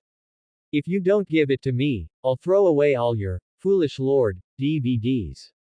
You dare. I'll burn all your Takakura Ken merchandise. You're really not human. How could you take Ken-san hostage? You're the one who started it. Taking advantage of the two of them arguing, Shiratori nudged Okarun's arm. Aren't you going to eat this crab? I don't have much of an appetite. You take it. You have no appetite when faced with crab. What a waste. Shiratori pointed at Okarun with a crab leg. He adjusted his glasses. I can't believe you guys can still eat after going through something like that. Shiratori shoved one into his hand. Eat a little at least. Didn't we win in the end? When you win, you should act like it. Okarun took the crab leg. In the end, we only won because of classmate Ayasa's intelligence. Why are you acting smugger than her? What are you talking about? I contributed at least a little bit. The night was deep. Shiratori and Okarun stood at the door. Thanks for the meal. Ayas Momo waved her hand. Be careful on the way, watch out for danger. Okarun wanted to say something else, but was dragged out by the back of his collar by Shiratori. Shiratori waved at Ayas Momo with his back to her. See you tomorrow. I'll come over to your place to mooch a meal again next time tilde. Okarun also waved at Ayas Momo. Well then, see you tomorrow. The next morning, at the gate of Lifengyuan Middle School, Okarun was sneaking around the entrance, looking around. Calm down. It's nothing to just say hello. He was searching for Ayas Momo. Relax, I practiced all night yesterday. He was reviewing different styles of greetings when someone tapped his shoulder. Ah, you scared me. Shiratori was frozen by Okarun suddenly turning around, clutching his heart. Yo, waiting for Momo. Okarun panicked immediately. It's all your fault. I forgot all the lines I practiced all night. His left shoulder was tapped again. Good morning, Okarun. She smiled. We saw you standing there for ages, and Shiratori couldn't help but go over and remind you. Are you two messing with me? The three of them chased each other all the way to the hallway. Shiratori's cold joke made both of them dare not make a sound. Oh, Momo. Her two best friends greeted Ayas Momo, found a new boyfriend. Ignoring Ayas Momo's blushing, the two of them quickly ducked into the classroom. Bye tilde have a good class tilde. Shiratori dragged Okarun into the classroom. The study atmosphere is really bad. Looking at the frolicking students, everyone was doing their own thing. His reputation here was not bad, and he kept to himself. Okarun was not so lucky. As soon as he entered, a blonde guy tried to elbow him. Move, get out of the way. Shiratori caught that elbow. That's too much. Phantom Eye didn't tolerate him, and the released pressure made the blonde guy step back twice and fall to the ground. He dragged Okarun swaggeringly into the classroom, ignoring the confused gazes of others. How come that nerd's aura is so different after skipping class for a day? Okarun was absent-mindedly writing and drawing in his notebook, ignoring everyone else. Shiratori shrugged. After all, this kid was always like this. And what he didn't know was that Ayas Momo was also listlessly lying on the desk. I really want to chat with Okarun. She rocked her chair, completely ignoring the teasing of her two best friends. This girl is hopeless. Her soul isn't even here. The fair-skinned best friend Mako slammed the table. This is too abnormal. She doesn't reply to messages, says she lost her phone, and didn't come to class yesterday. The darker-skinned best friend Wei analyzed in a low voice. Could she have gone to find her ex-boyfriend? Wow. Really? And then she got dumped, gave up on herself, and smashed her phone. Very likely. Is Momo completely slumped on the desk like a pile of mud. Here it comes, Momo's time of misery, she must be recalling past troubles again. Their voices were drowned out by Is Momo's groaning, struggling, and finally sighing. I really want to chat with Okarun about aliens. Back to class C next door. Okarun was still writing and drawing in his notebook. The crab that caused Shiratori's fist to ache was flaunting itself on the paper. I really want to talk about ghosts, with classmate Is. Shiratori, on the other hand, was absent-mindedly listening to the teacher blabber. With Phantom Eye and the fact that he publicly announced he was Okarun's friend, nobody bothered Okarun today. He was resting his chin on his hand, thinking about developing Phantom Eye's abilities more. GG Shiratori. Ah, here. He stood up straight in a flash. Tell me which paragraph I just talked about. This put him in a difficult spot. The teacher must have noticed him zoning out.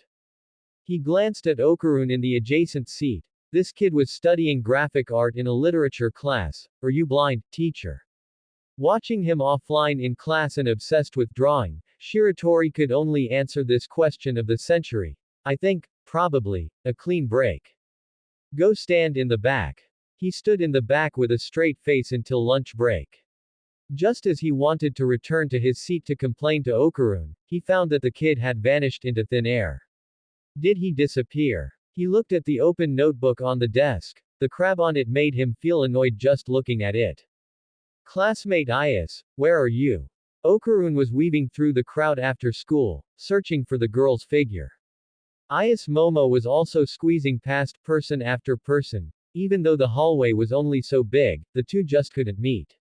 In desperation, she came to the door of Okarun's class. Who are you looking for? Okarun. You should say the name. Takakura Ken. Shiratori was leaning on the door frame. Do you know where he went? Upon hearing his real name, Is Momo immediately covered her ears and squatted behind the door. I don't know. I haven't really paid attention to him. Achoo. Okarun sneezed at the door of Is Momo's class. Classmate, you've been standing here for 5 minutes. Are you looking for someone? I'm looking for. Before he could say it, that person had already turned away to do their own thing. He left the classroom dejectedly. Anyway, classmate Is shouldn't be here. Somehow, it was so hard to find someone in a not-so-big school. Shiratori and Is Momo walked through all the corridors, but that bespectacled kid still wouldn't appear. The two of them sat on a bench in disappointment. Shiratori held his head and leaned on the chair. I need a GPS. What is Okarun doing? Lunch break is almost over. Is Momo stood up from the bench. I've been looking for so long and can't find him. Maybe he's avoiding me. She walked into the corridor. He seems to have had no energy since the morning. She walked with her head lowered and bumped into Okarun, who was getting up from a chair on the other side. It was a coincidence, they bumped mouths. Ouch. Found Okarun. What is classmate Is doing there? That's my line. I even chipped a tooth. I've been looking for you the whole time. I said that's my line. After listening to the two explain to each other, Shiratori pursed his lips and looked at them. What a coincidence. Your schedules are like mirror images, and you just happened to miss each other. Geez, I thought you were avoiding me. Both of them blushed and covered their mouths. Lunch break is almost over. At this moment, Mako and Wei happened to witness this scene. They just kissed. As you all know, I knew it. No wonder you were so weird this morning. Momo, you should have told us about this sooner. The two of them leaned in with anti-smiles. Is Momo reacted instantly. No way. Who would want to kiss an idiot like this? Okarun took the opportunity to chime in. Yeah. I wouldn't kiss an idiot like this. The two pointed at each other and cursed. You four-eyed brat are really annoying. Alright, you've just offended everyone who wears glasses. Is Momo ducked into the corridor, pointing at Okarun. I don't want to talk to someone like you. Okarun also pulled over Shiratori, who was sleeping on the bench. You too. Don't come looking for me again. The empty corridor was soon left with only Mako and Wei, who covered their mouths and giggled. Oh my god, have they gotten this close? Okarun dragged Shiratori all the way to the restroom. Hey, you and her worked well together just now. Shiratori pointed at Okarun with both hands, with an, I get it, expression. Classmate Joshui, please don't make fun of me. Okarun started using the restroom. I said such rude things to her just now, I need to apologize properly. He thought this, but the sensation in his hand felt wrong. Ammo missing. How can this be? It should have been retrieved. He rushed out of the restroom, with Shiratori following closely behind. He stopped, panting, at the door of Is Momo's class. Is Momo was surrounded by a group of girls, haven't I said it already? There was no kiss, we just bumped into each other. Okarun flung the door open. There, that's the bespectacled guy. Mako pointed at Okarun, and the other girls made, sounds and stepped aside. He is not my boyfriend. Is Momo turned her head. Okarun was pressing both hands, shaped into circles, against his crotch. What are you doing? He said loudly. Classmate Is. I have something to say. Facing the anti-smiles of the other female classmates, something big happened. Is Momo closed her eyes and waved her hand. What are you here for? Didn't you say you didn't want to talk to me? Okarun said anxiously. Now is not the time for that. It's a very important matter. I need to talk to you alone. No. Is Momo turned her head, blushing from her ears to the back of her neck. Oh my, cold violence right from the start, the little boyfriend is so pitiful. I've said it, he's not my boyfriend at all. Don't spread rumors. Didn't classmate Is talk to me for a long time this morning? Why won't you pay attention to me now? Is Momo didn't dare look at Okarun. Didn't you also say you didn't want to talk to me? That was just me being impulsive. I actually really want to talk to classmate Is. Seeing the female classmates egging them on, Is Momo closed her eyes tightly. You guys are so annoying. I said I don't want to, so I don't. Just go. So cold, that's too much. You guys are the ones being too much, stop egging us on.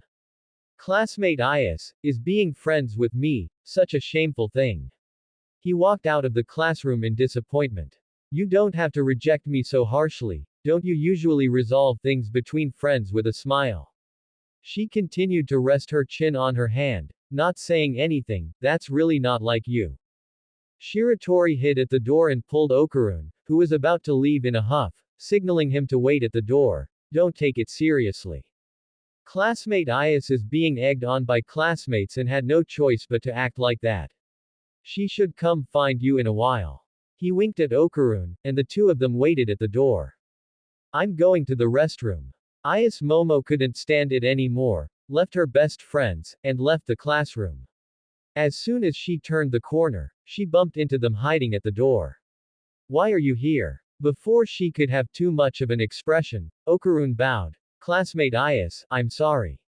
I misunderstood you. I'm also very sorry about what happened at noon. I shouldn't have said that to you. Seeing Shiratori making a peace sign behind him, Is Momo understood something. She took Okarun's hand. There's no need for this, we're all friends.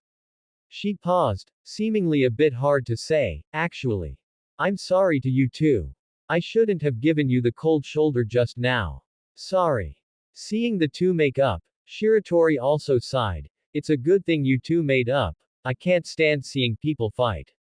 After school, the three walked side by side, chatting and laughing, just like in the morning.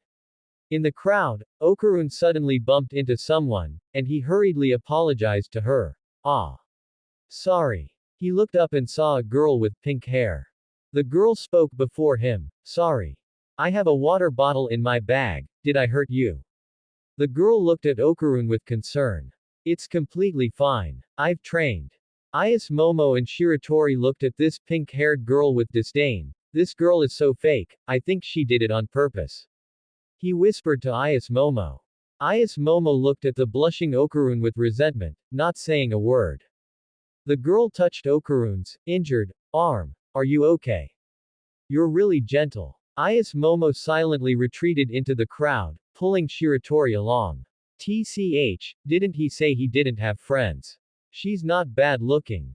Seeing her say goodbye to Okarun with a smile, while Okarun stood there blushing, Ayas Momo felt an indescribable annoyance. The girl and her friends passed by Ayas Momo, and a whisper drifted into her ear. You saw it, right? That nerd has a stupid look on his face. Just a few words and he's completely fallen for it. Ayas Momo clenched her fists, listening to her whispering, and used her psychic powers to grab a copper basin on the locker, letting it smash onto the pink-haired girl's head. With a thud, she fell backward onto the ground. It looked painful just watching. Taking advantage of her getting up, Ayas Momo walked toward Okarun, hooked his arm, and said in a soft, sunny tone, Okarun, let's go home together. That's right. Today, she, Ayas Momo, would let certain people know that Okarun is not a nerd without friends. You look really handsome in glasses today too. They walked past the pink-haired girl and the two girls helping her. Stupid women don't understand Okarun's charm at all. She secretly turned her head and glared fiercely at the pink-haired girl. Compared to winning over a guy, getting your head smashed by a basin suits you better. Shiratori watched the two walking away with some helplessness. Sigh, this kid got lucky. He shook his head and followed. On the way home from school. As the three of them were chatting, Okarun suddenly remembered something and abruptly stopped Ayas Momo. Classmate Ayas, it's a disaster. He gestured wildly, explaining in a panic, didn't we defeat Turbo Granny? Ayas Momo asked, puzzled. Yeah, we already paid our respects to the earthbound spirit, right? She looked at Okarun with confusion. The curse was lifted, didn't your thing come back? No, his balls are gone, Shiratori said, covering his mouth. That night, at Ayas Momo's house, Shiratori and Momo were laughing on the floor, gasping for air. Seiko scolded. How did you only just realize this now? Those are your balls. Okarun turned back and glared at the two who were laughing uncontrollably. Enough, you're laughing way too much. I felt the pull come back at the time, so I was relieved and didn't pay attention. What pull? That thing of yours is a pencil at best. You haven't even seen it. Seiko stood up. There's no other way, let me take a look for you. She rummaged for something behind her back. Okarun's pupils dilated in shock. Are you sure you want to see that? Who wants to see your pencil? She pulled a mirror out from behind her back. I want to see if there's anything unusual inside your body.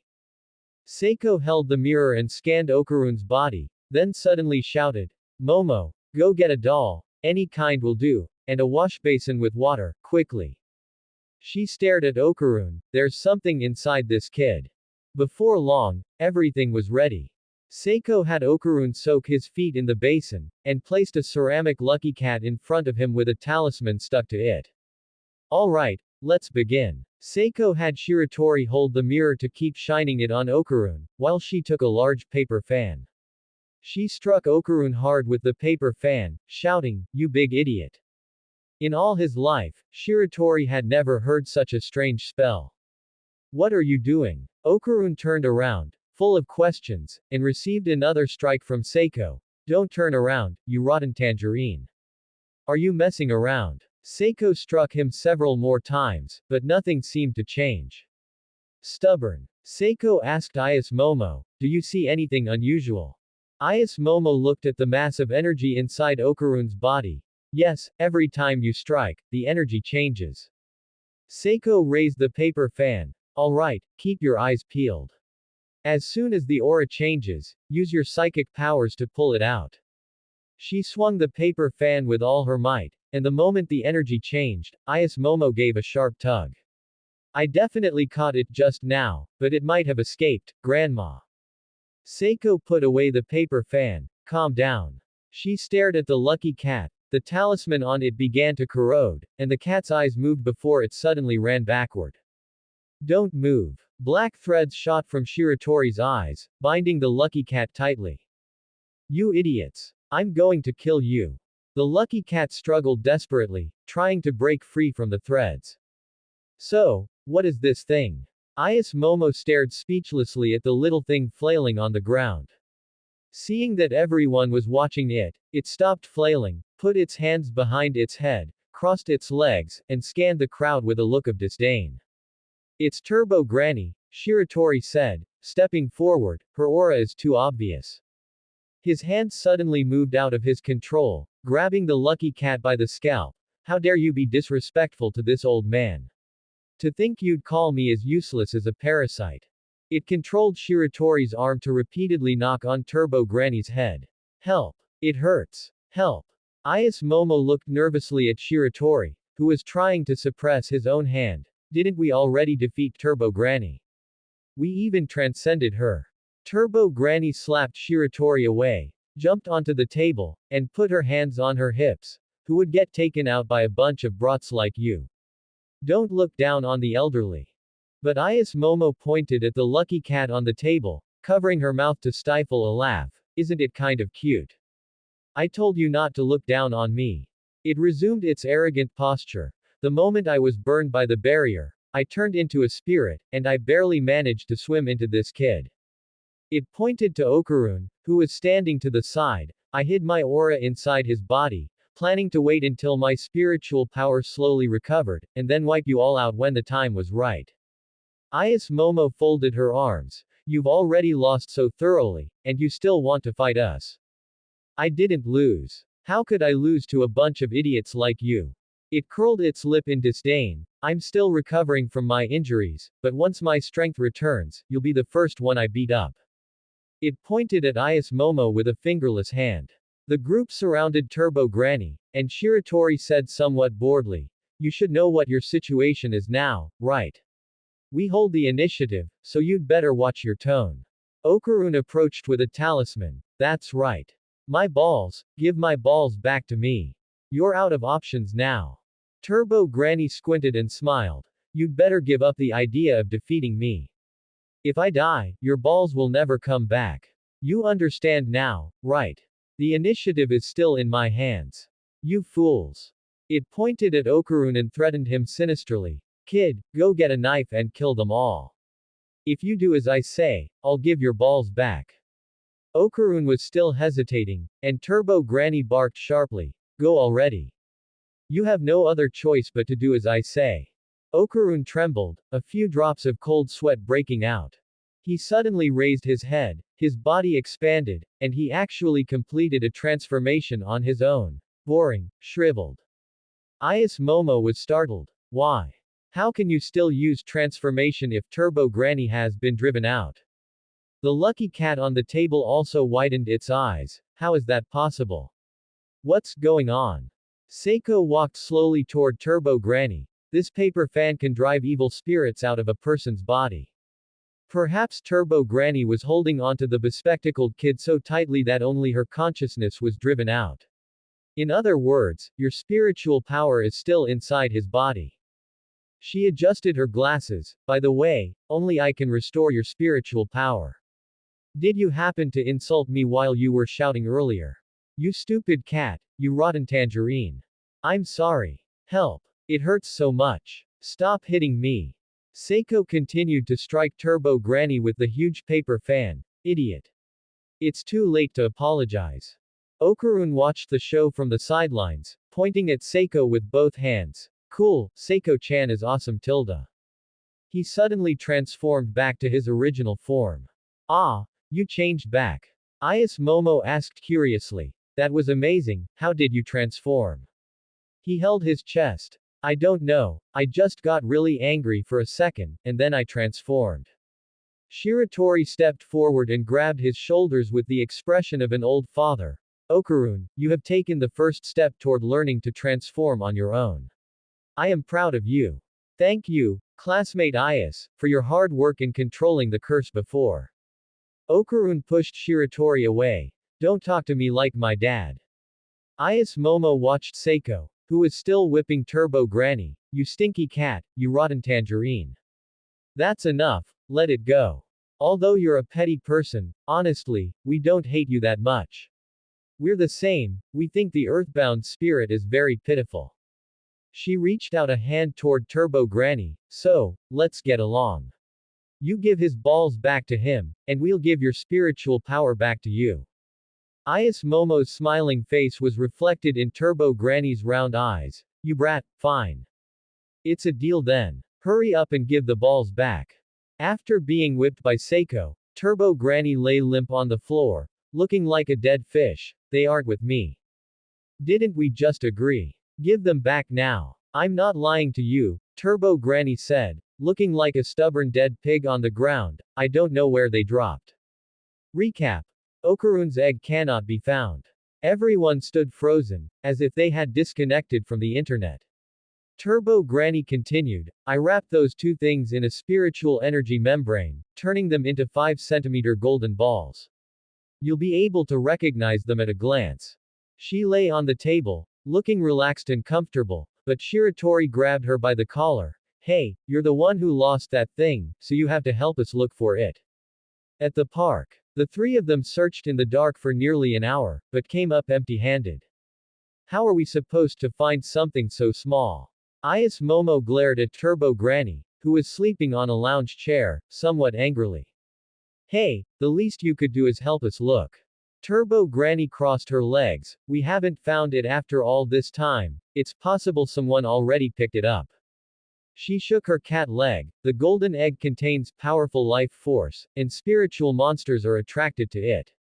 They always firmly believe that collecting things with strong life force can help them come back to life, which is why evil spirits attack humans to steal their life force. Then isn't it going to be a problem if it was picked up? Ayas Momo stopped searching. It's none of my business. Turbo Granny rolled over and went back to sleep, but she was met with a barrage of attacks from the three of them. Isn't it because you fool, lost it? Go look for it too. Turbo Granny rolled on the ground. Ouch. You fools. Wait. Ouch. Stop kicking. Shiratori rubbed his eyes dejectedly, looking a bit distracted. Phantom Eye just searched the surrounding area, and there's absolutely no sign of it. True. Let's go home first and think of other solutions. Seiko paced back and forth in the room, no signs of it being found at all. She pushed up her glasses. Forget it, I'll ask some people I know to scout for information. As things stand, Okarun will possess Turbo Granny's powers for a while. Before we figure out the situation, control your emotions. The next day, Okarun walked into the classroom. Everything was as usual, nothing different, but today, someone suddenly grabbed him by the shoulder. It wasn't Shiratori, but a stranger, standing with his lackey beside him. Hey, classmate, I heard you've been dating classmate Ayas lately. Okarun pushed up his glasses. I'm not dating her. They surrounded Okarun. Then, could you introduce classmate Ayas to us? Their smiling faces were reflected in his glasses. Classmate Ayas is so cute. We've actually always wanted to get on good terms with her. Okarun thought of Ayas Momo's face, and he blushed involuntarily. Classmate Ayas is cute. Indeed. I was so happy to make a friend for the first time that, now that I think about it, she does seem quite cute. No, she is my friend. You can't have such inappropriate thoughts. He hammered his own face hard. The person who started the conversation was getting impatient. Hey, are you dreaming? I heard classmate Ayas is easy with anyone. Before he could continue, he was pushed away by Shiratori, who had entered the classroom a step later. Okarun stared at Shiratori, looking bewildered. He isn't usually like this.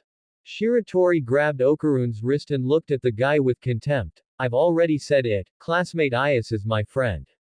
Who told you to spread rumors? Shiratori's collar was grabbed by him. The guy was a head taller than Shiratori. Hey, what do you mean by that? Looking for a fight. Shiratori was thrown aside and fell to the ground. A shrimp like you is acting tough. He twisted his wrists. But his collar was immediately grabbed by someone else. Okarun asked tremblingly, who exactly spread it? The guy tried to slap Okarun away, but crimson spiritual energy began to spread, and Okarun's form expanded rapidly. He looked down at the limp thug. I'm asking you who exactly spread it. Momo is not that kind of person at all, stop spreading it. His hand tightened, and the thug grabbed his wrist. I don't know. It really wasn't me. Let go, I get it. Okarun calmed down and returned to his seat. He knew he had just lost control of his emotions. Yo, that was tough. A cat head poked out of the school bag. It was Turbo Granny. He quickly grabbed his school bag and dashed out of the classroom, running to a secluded corner. How lovely. It's been hundreds of years since I've been to school. Why are you here? Aren't you at classmate Ayasa's house? Shiratori appeared beside Okarun. I let her come. She can't do much right now anyway, so it's a good chance to bring her along to help you get used to your powers. He rubbed his sore butt. Those jerks, I'm going to go settle the score with them.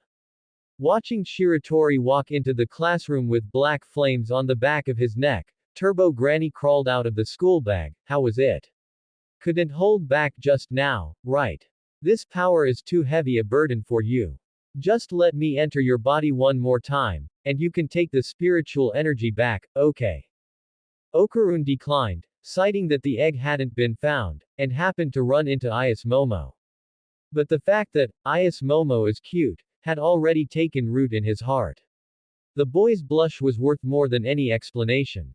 The two ran off chasing and fighting, and Turbo Granny went off to play, leaving only Shiratori walking alone in the corridor.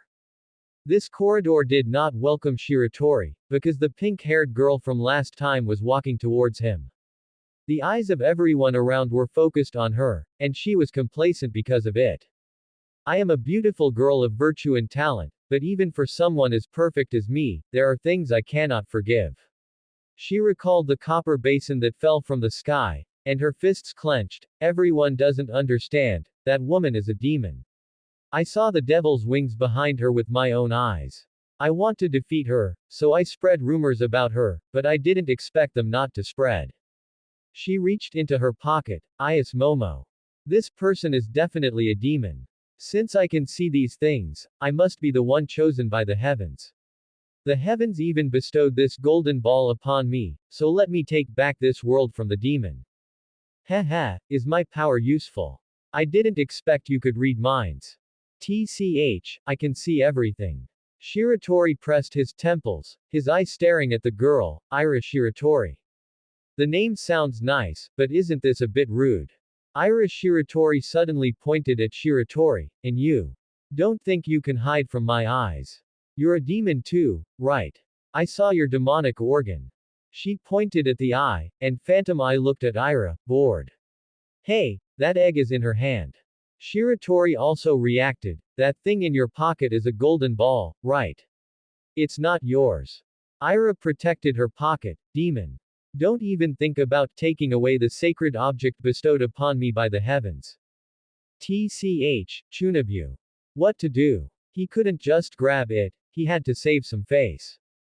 Shiratori brushed his hair back, and that eye began to glow. Knowing I'm a demon, why haven't you surrendered yet? Aren't you afraid I'll curse you? Ira pulled a cross and a Bible out of her pocket. Don't come near me, demon. Shiratori turned his head to look out the window. Before he could say anything scarier, a long-haired woman in a red dress on the sports field caught his attention. She's staring at me. She must be a demon's apostle, monitoring our movements. Shiratori watched the woman vigilantly. The obsession is very strong. I've run into a tough one. He blinked, and the woman seemed to be getting closer and closer to him. Ira was already terrified. She squatted down against the wall, not daring to look at the woman. Got it. Shiratori wanted to steal the golden ball, but just as he took a step, the surroundings were filled with the woman's pink spiritual energy. Turning around again, the woman was already standing in the corridor. With hollow eye sockets, exposed teeth, and a massive stature, she appeared between the two of them, full of pressure. How dare you bully my precious Ira? You must be a bad person. She turned and picked up Ira. The high school student's body was no different from an infant in her arms. My little Ira, you can finally see me. Quick, call me, Mom, call me now. She ignored Shiratori, held Ira, and disappeared from the spot, jumping out of the window. She's not weak, albeit a disadvantage in a one-on-one. Shiratori turned and sprinted into the hallway. I need backup, Okarun. He arrived at the rooftop and saw Okarun and Ayas Momo sitting on a bench, with Turbo Granny sitting on the ground eating bread. Tell me, who is that strange woman? It's bad, classmate Ayas. That person you hit was taken away by an evil spirit. Why did it have to be her? Ayas Momo held her forehead and stood up, calling Okarun, let's go, we're going to confront that evil spirit. Her yokai energy is very strong, and since Ira Shiratori has Okarun's egg on her, it's easy for my eyes to find where she is. Ayas Momo followed behind Shiratori. How did it end up in her hands? She scratched her head in annoyance. What a pain. Okarun and Shiratori walked side by side, arriving at the entrance of a huge warehouse. This is the place. Shiratori pushed the door open and walked in. You can't escape now, you apostle of the devil. Ira was confronting the woman, holding a cross and a Bible. Upon seeing Shiratori and the others, her legs gave out and she knelt down. It's over. The devils have come too. Is my mission to save the world going to end here? She clutched her head, her cross lying on the ground. Hey, you stupid woman, stop acting like an idiot. That's an evil spirit, and it's very dangerous. Ayas Momo looked at Ira with a pout. Okarun took off his shoes. What a pain. He crouched down and rushed toward the woman, but his high-speed sprint was easily dodged by her. Okarun turned around and started his second sprint. The woman used the same trick to dodge Okarun, but she took a solid kick to the face. Shiratori's near-full power kick didn't seem to cause any damage, and instead, the woman twisted her head and threw him off. He and Okarun huddled together. Hey, this is getting tricky. Let's attack together. Two figures rushed out. The woman jumped in place, causing their attacks to miss, then landed elegantly on the ground, as smooth as ballet. Shiratori's eyes were locked on the woman. This long-haired woman is too agile, we need to change our tactics. Although the long-haired woman's body was tall, she was still very flexible. You bad people, don't you dare touch my Ira. She whipped her head, and her long hair spread rapidly in all directions like vines, quickly covering the entire warehouse, and the surroundings were dyed pink by yokai energy. Dodge. Okarun carried Ayas Momo on his back, and Shiratori hoisted Ira over his shoulder. The two jumped over the hair rushing toward them and sprinted through the warehouse filled with old cargo. Just dodging like this isn't a solution. Shiratori jumped onto a shipping container. I'll find a way to copy her ability, you cover me. They placed the two women in a relatively safe container and set off toward the long-haired woman again. I'm using full power. Okarun crouched and accelerated, ramming directly into the long-haired woman with a headbutt. This time, he listened to Shiratori and controlled his stamina as much as possible. The long-haired woman hit the wall and fell to the ground, seemingly motionless. Just as Shiratori was about to use his ability, a cluster of hair wrapped around his ankle and lifted him up. Watch out! Okarun tried to grab Shiratori, but he was kicked by the rising long-haired woman and sent flying backward, denting a shipping container. The long-haired woman turned her head. You bad person, I won't let you hurt Ira. She opened her large mouth, and Shiratori was swallowed whole. Ira, where are you? She called out for Ira loudly, but at that moment, Ayas Momo was covering Ira's mouth and hiding behind a shipping container. Shish. Do you want to get us killed? Ira struggled in vain, MMPH. You hateful devil. And had to give up. Okarun's mask was half shattered. He crawled out with difficulty and stood up shakily. I still have a sliver of strength left, I can't give up easily. He got into a starting stance. I won't let anyone who wants to hurt Momo get away. But his limbs were immediately wrapped up, and he was hoisted into the air. Do you think I'd let you use your full power so easily? The long-haired woman walked up to him. I won't leave a single person who wants to hurt Ira alive. A large amount of hair bound him tightly, leaving him unable to move. In the end, Ayas Momo couldn't hold Ira back. She grabbed the cross and rushed out, aiming it at the long-haired woman. Apostle, accept my deliverance. The ridiculous counterattack was ignored by the long-haired woman, who happily picked up Ira. My little Ira, don't be afraid, Mommy has already taken care of the bad guys. Ira struggled in her large hands. Apostle, let me go. The long-haired woman frowned. What apostle? It's Mommy. Do you know how much I love you? Foam-like tears flowed from the corners of her eyes. Back then, didn't you call me Mommy? I was so happy, it was the first time someone called me that. I've waited 10 years, and little Ira can finally see me. Please, call me one more time. Call me, Mommy. The truth was, 10 years ago, Ira's real mother died in an accident, and on a crowded street, she mistakenly identified the already dead long-haired woman as Mommy. Ira clearly didn't remember that, and she continued to hold up the cross. I am a beautiful girl chosen by the heavens. I must destroy a monster like you. Little Ira, what are you saying? A dangerous aura flashed in the long-haired woman's hollow eye sockets, and her tone turned cold. Of course, to destroy a monster like you, protect the world and. Without a shred of pity, Ira was sent by the long-haired woman to join Shiratori. Isolated and helpless, Ayas Momo watched as the two were swallowed alive, then charged toward the long-haired woman. I thought you were strong, but you ended up being the one who disappeared the fastest. She cursed Shiratori in her heart. Such a strong ability, yet in his hands, it's like nothing.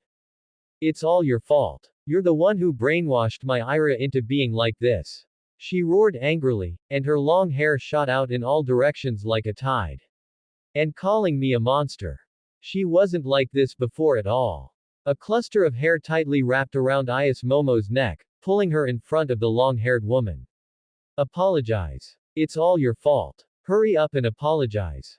Ayas Momo was being choked and couldn't catch her breath. Those two words were forced out with great effort. The long-haired woman whipped her hair, sweeping through the entire warehouse like a storm, with Ayas Momo being swung around. The dying Momo was brought back in front of the long-haired woman. Poor, hopeless child. Call me, Mommy, and I'll forgive you.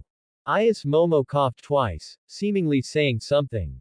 What? I can't hear you. Speak louder. You. As expected, she was also swallowed, along with the hair binding her. The long-haired woman shed tears.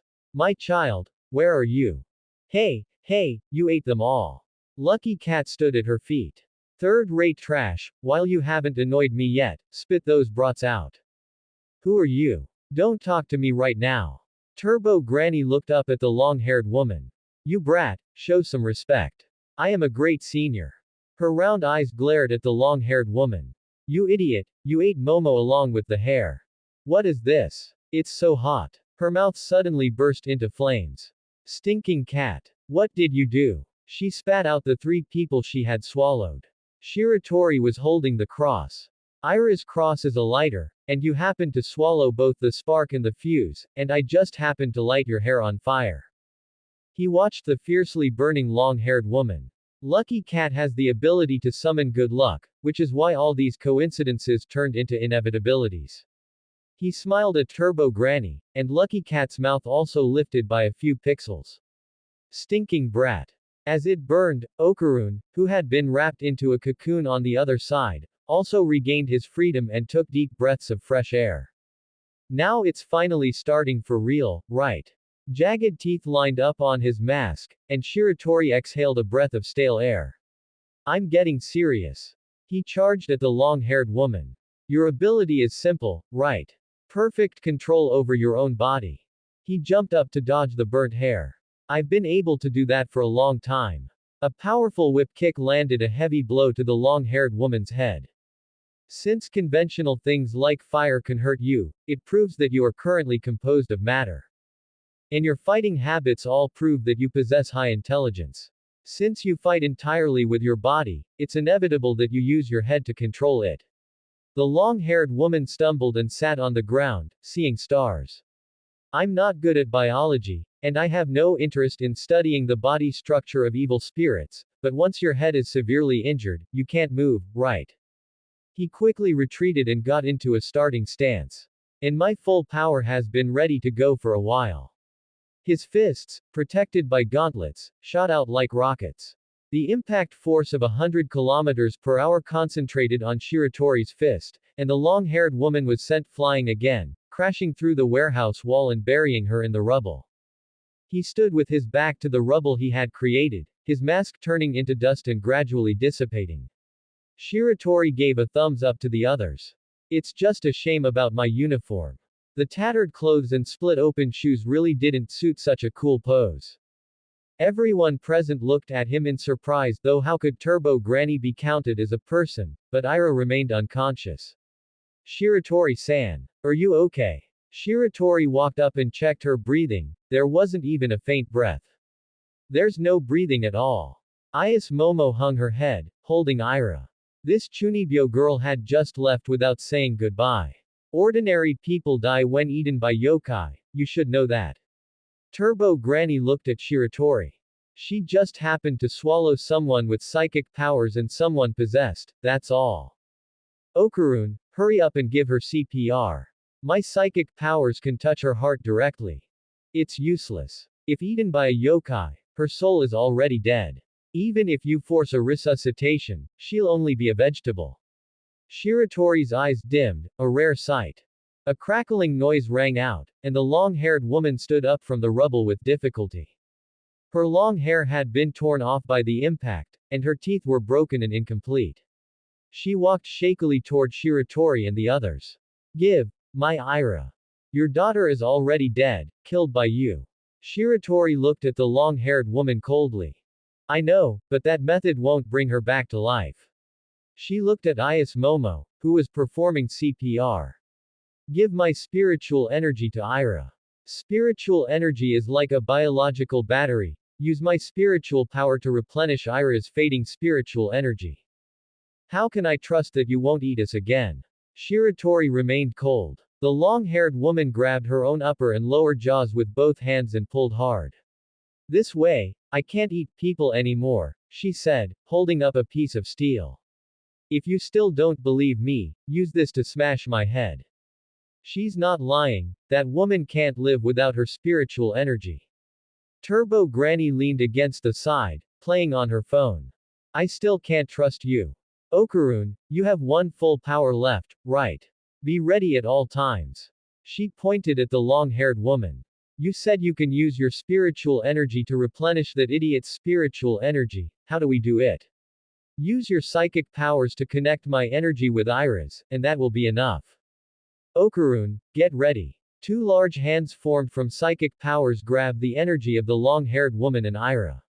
In an instant, a flood of memories surged into her mind. Late at night, I woke up, but if I could, I would rather just sleep through it. Even though I despise this place from the bottom of my soul, I have to sleep here every day.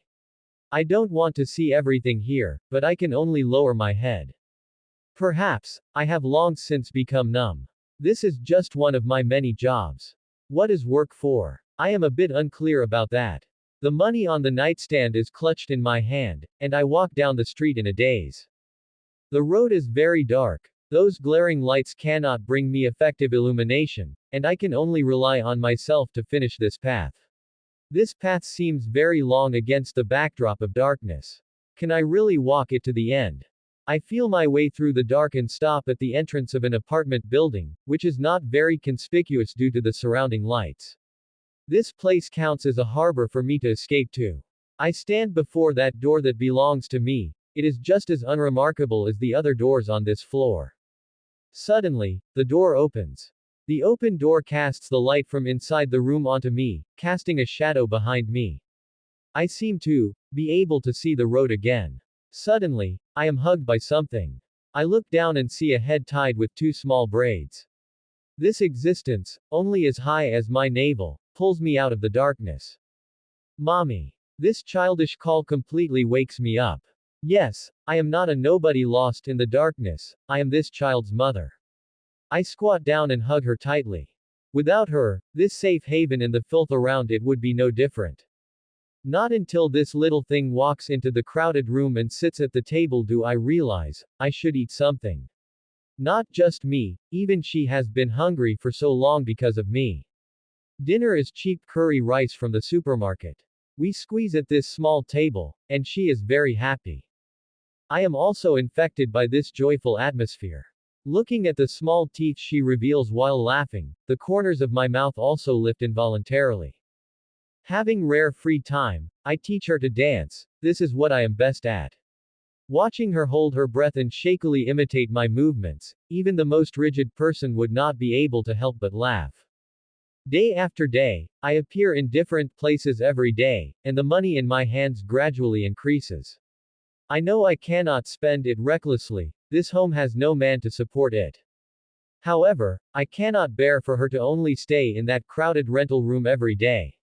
This year, I must make her birthday full of surprises. I pass by a clothing store, and a beautiful purple-red dance dress in the display window enters my field of vision. Its workmanship is exquisite, with lace on the hem and cuffs. I have been practicing dance with her for so long, it is time for her to look a bit like a dancer. However, the price on the price tag makes me struggle. If I buy it, I fear I won't be able to pay off this month's debt. I stop in front of the display window for a long time, and the people around have almost all left. Please wait a moment. I finally stop the clerk who is preparing to close the door. If I cannot give her a happy birthday, it is my dereliction of duty as a mother. Besides, being 1 month late should not be a problem. I can only comfort myself like this. It rained heavily that day, and I protected that piece of clothing under my body so it wouldn't get wet. The dress fits well. Watching my little son running happily in the small room, I also temporarily forget everything. Alright, time to blow out the candles. Today's dinner is still curry, but I stuck a candle on her portion. She doesn't blame me for not buying her a cake, but instead gives me an innocent smile, and I am also amused by my own little trick. But at this moment, the doorbell rings at an inopportune time. No one would come to look for us, except them. When opening the door, I didn't even have time to react before two men rushed in. One pinned me down, one kicked over the table, and they glared at my daughter. I admit I shouldn't have been behind on debt, but I didn't expect them to collect debt so tightly. I couldn't speak because of the shock, but when I saw one of them reach out to her, I still shouted. Don't you touch her. My gaze didn't leave her, she was obviously terrified, lowering her head and pulling at her skirt, tears falling to the ground. But I couldn't do anything. They were very rough. After making the house a mess, they eventually took her away. I was wrong. I made a huge mistake, but I couldn't believe they would actually lay a hand on my daughter. My body hurt a lot, it was from when they pushed me down. I crashed into the glass door, broken glass stuck into me, and my eyes seemed to be damaged too. Does the world have to be this cruel? Why treat me like this? The image of my daughter crying keeps lingering in my mind. But I know I cannot let them do this. I desperately ran out of the apartment. It was raining heavily in the sky, and I could hardly see the road, but I could vaguely see their flashing taillights. I chased like a madwoman, but my daughter was still getting further and further away from me, and I fell to the ground. My face was bleeding, but I didn't want to care about it. I cried out. I just wanted to make her a little happier, what was wrong with that? Why take her away? Tears cannot save a home, tears cannot save anything. I pounded the ground, railing against my own uselessness. The cold ground was covered with rainwater, allowing me to see my broken face. This useless person couldn't even protect the person she cherished most, so what reason did she have to continue struggling? I didn't continue the chase. The rainwater sobered me up a lot. I am really a useless mother, I couldn't even give my child a complete home. How could someone like me be her mother? I stood on the roof. The hazy lights in the rain couldn't give me redemption, and there was no telling how much darkness was hidden in this light. I stood on the edge of the rooftop. My daughter's smiling face seemed to be in this light as well.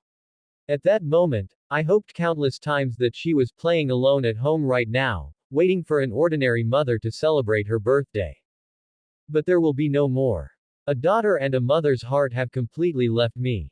I stood on tiptoe, at the edge of the roof, and began to recreate that dance I had danced countless times, the dance I had danced for her countless times. The lights became my dance partner, and this became my stage. Let this be the last dance I dance for her. If she could still see it, she would probably clap as usual. But this dream has completely shattered, and I should wake up too. Thank you for everything all this time. You gave me the last ray of light in my life. The ballerina leapt towards the stairs paved by the stars for her, ending this dark, chaotic story. When I opened my eyes again, I couldn't remember anything. I only remembered that I had to find someone, but I seemed to have forgotten who she was. I only knew that she must be very important to me.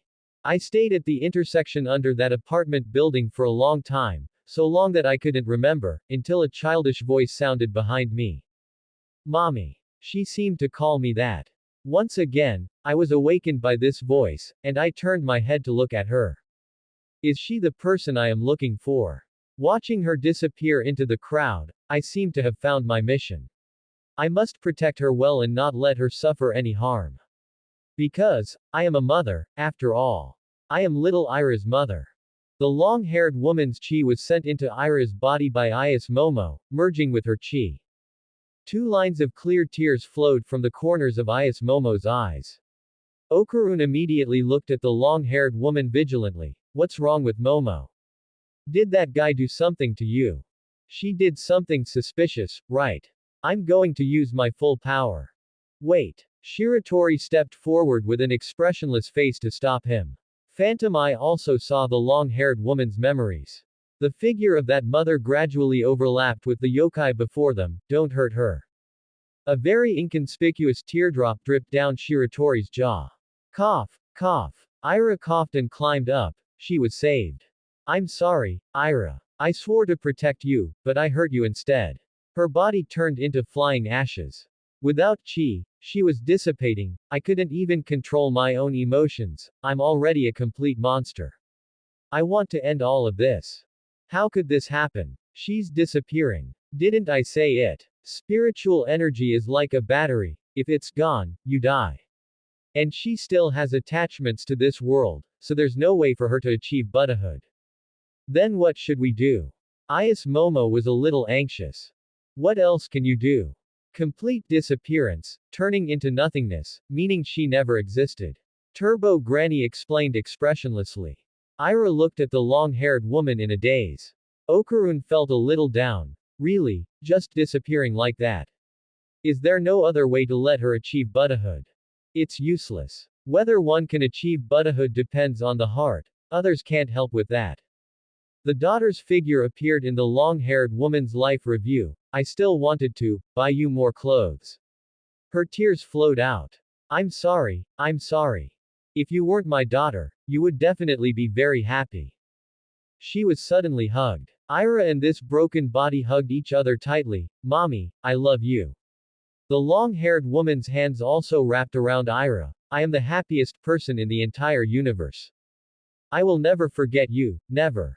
The yokai's body completely turned into flying ashes and dissipated. She and her daughter sat on the grass looking at the starry sky, laughing together. No one would ever break their happiness again, never again.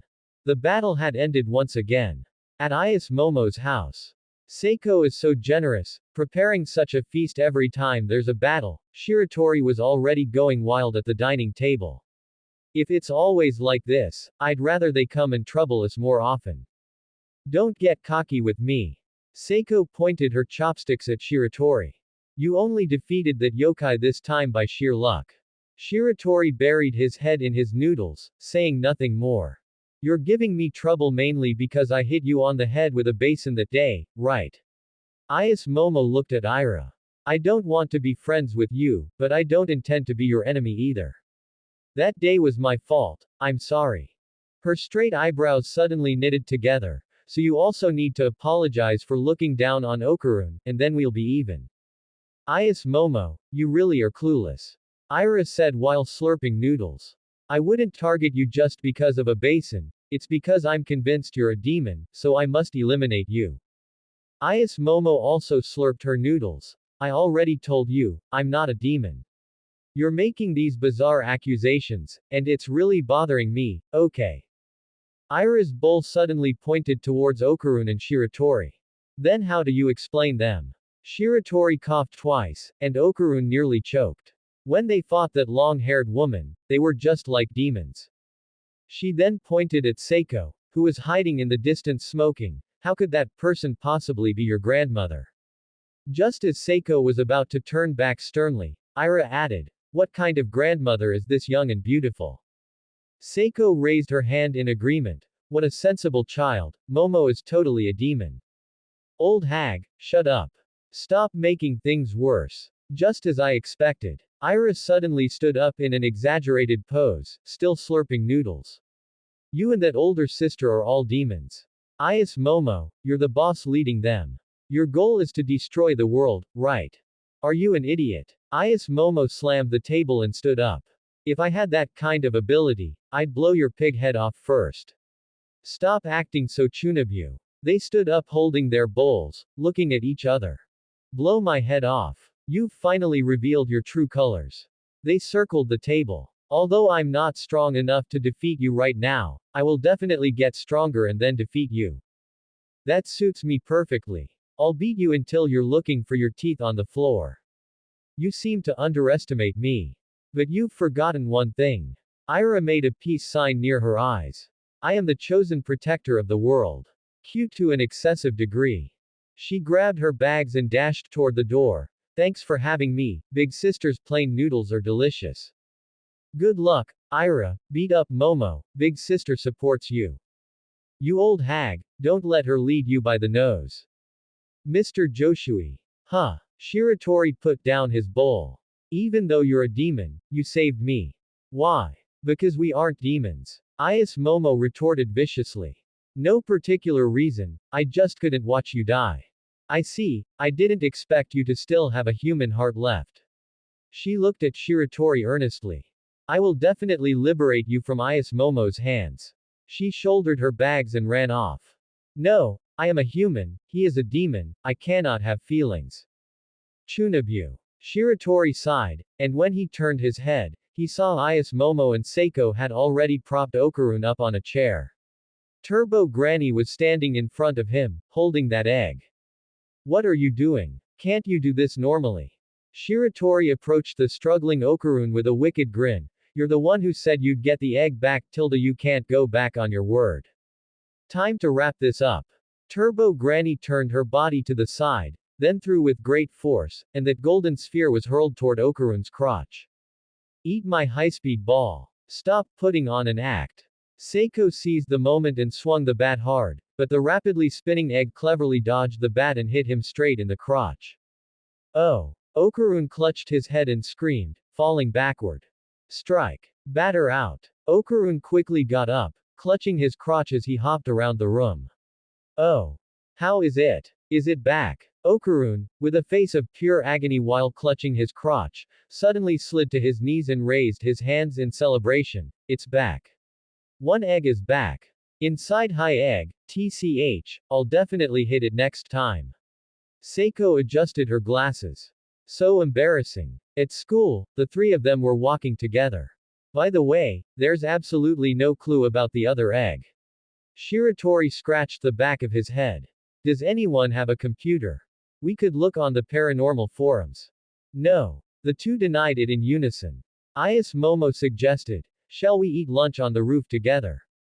Forget it, I want to write a report during lunch break. Maybe next time, I want to write a report too. Alright, then shall we go to the internet cafe after school? I don't have money on my card, I have to work after school. I have things to do after school too.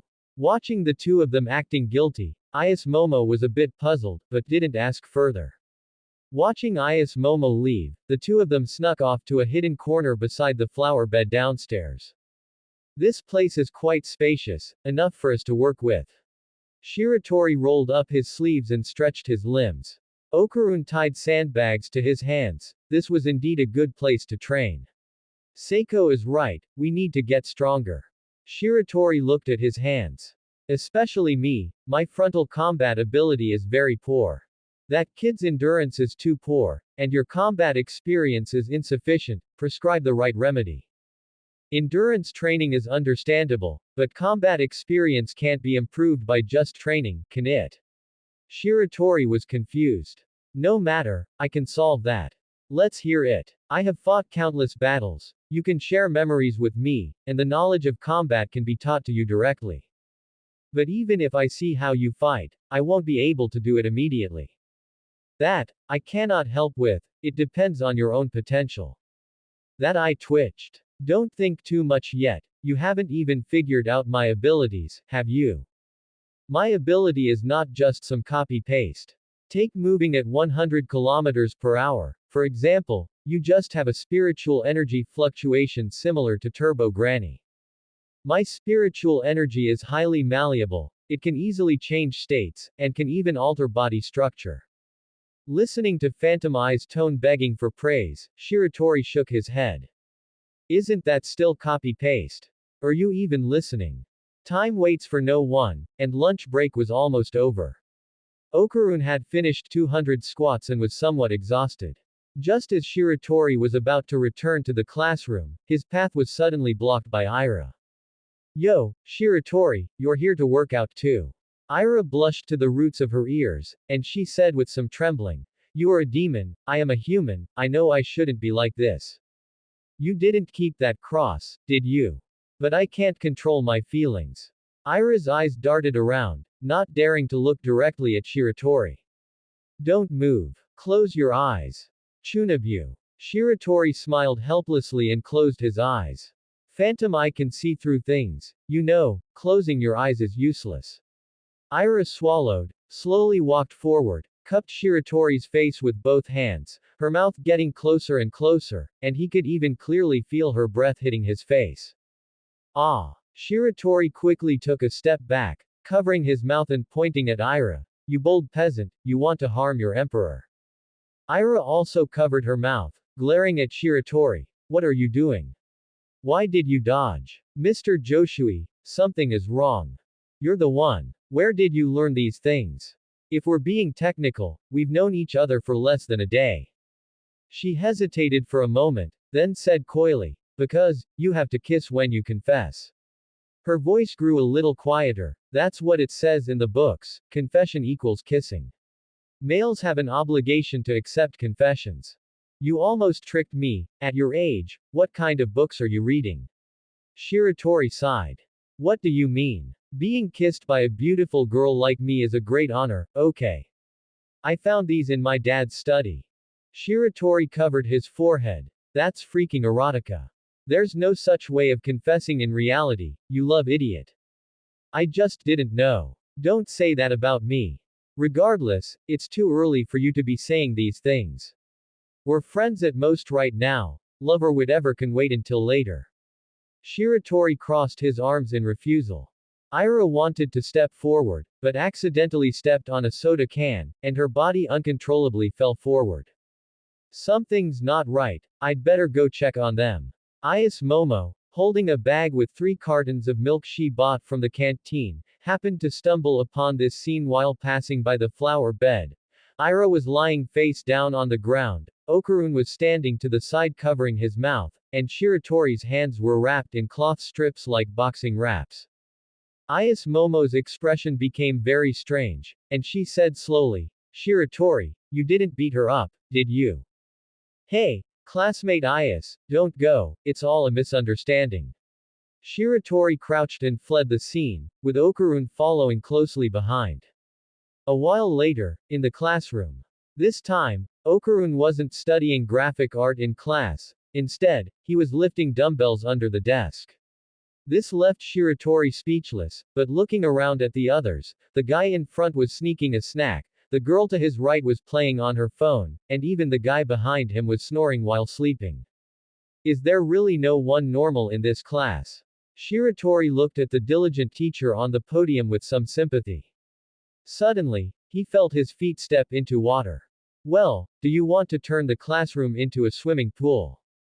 Shiratori lowered his head, and when he saw that the floor beneath his feet had turned entirely into real water, he froze. Is it really necessary to go this far just to go swimming?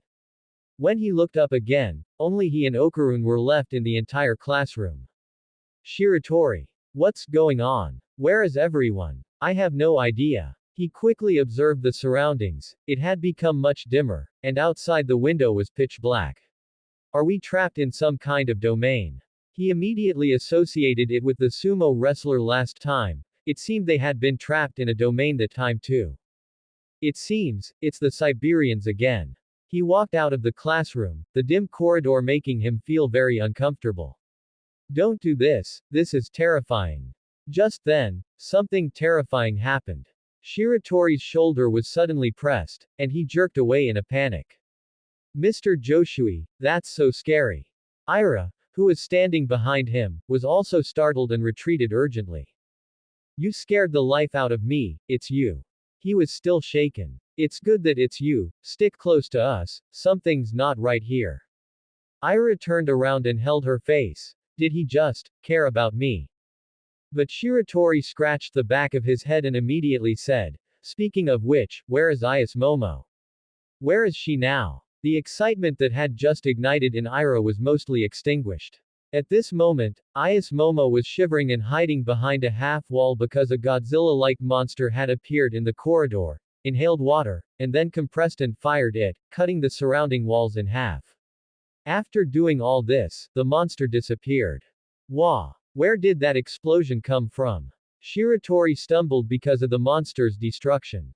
What's going on? Is it a trap set by that Ayase Momo? Definitely not. I've encountered similar situations before, and we were also sealed off then. Then how did you solve it? After defeating the alien there, we got out. Alien. Yes, even worse than evil spirits. Okarun had already rolled up his sleeves. They seemed keen on collecting human genitalia. Ira pointed in front of them. Is this the kind of alien you're talking about? Looking in the direction Ira was pointing, a humanoid creature resembling a mantis shrimp with a shell on its head appeared before them, striking a boxing pose. Chiquitita tilde no dreams tilde.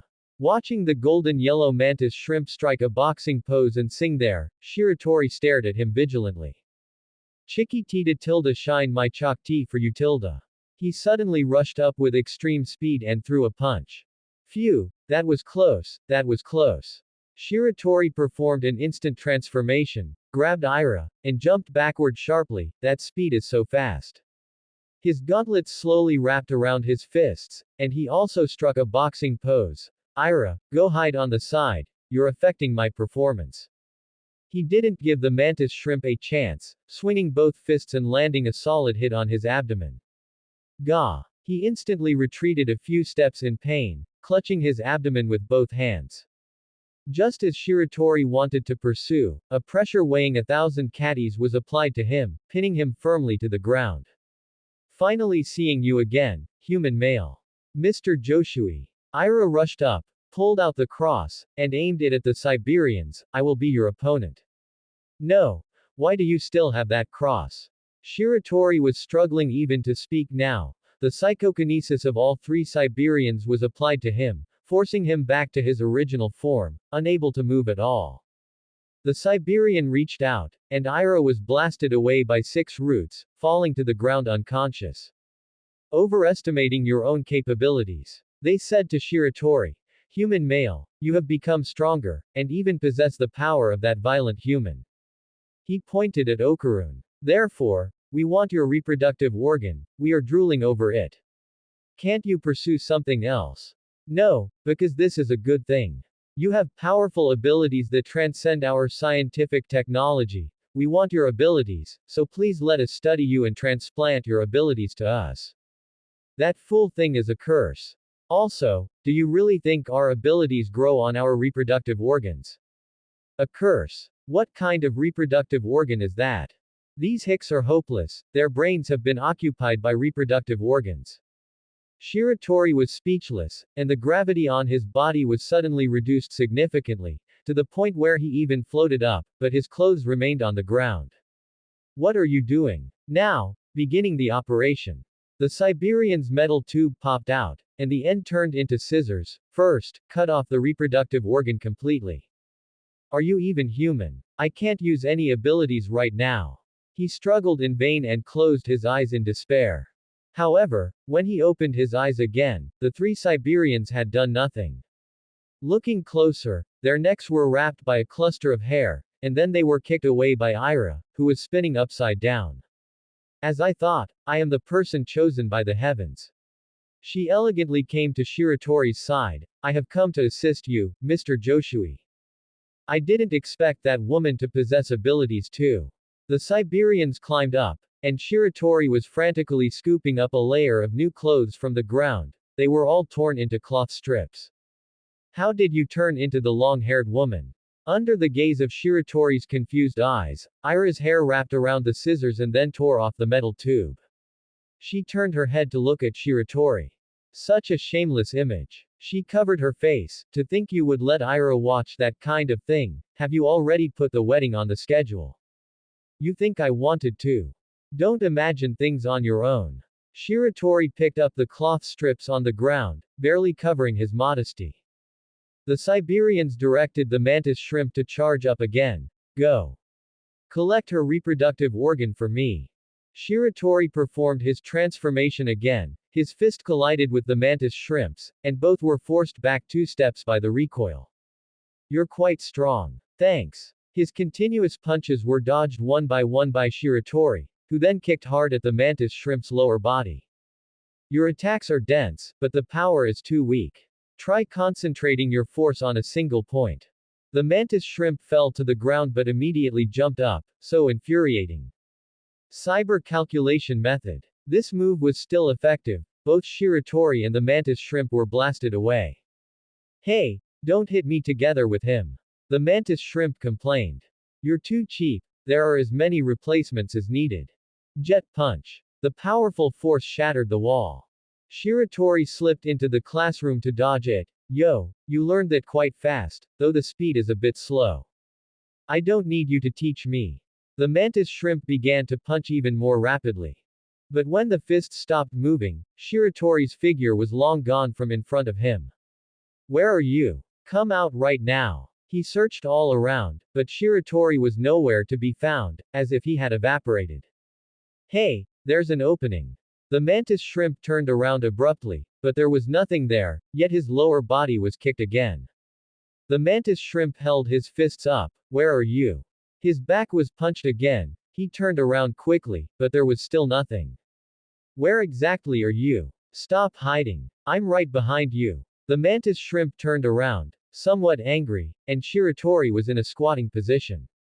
He suddenly jumped up, his fist borrowing the force of the rapid ascent to land a heavy blow on the mantis shrimp's chin. Gah! He flew into the air, fell to the ground, and passed out. Shiratori walked out of the classroom. Ira was pinned to the wall by the cyber calculation method, and Okarun had ended his transformation and was lying on the ground. How did you guys get wiped out? He helped Okarun up. Shiratori, how did your clothes recover? Shiratori patted off the dust. Phantom I once said that his spiritual power can easily change the body structure.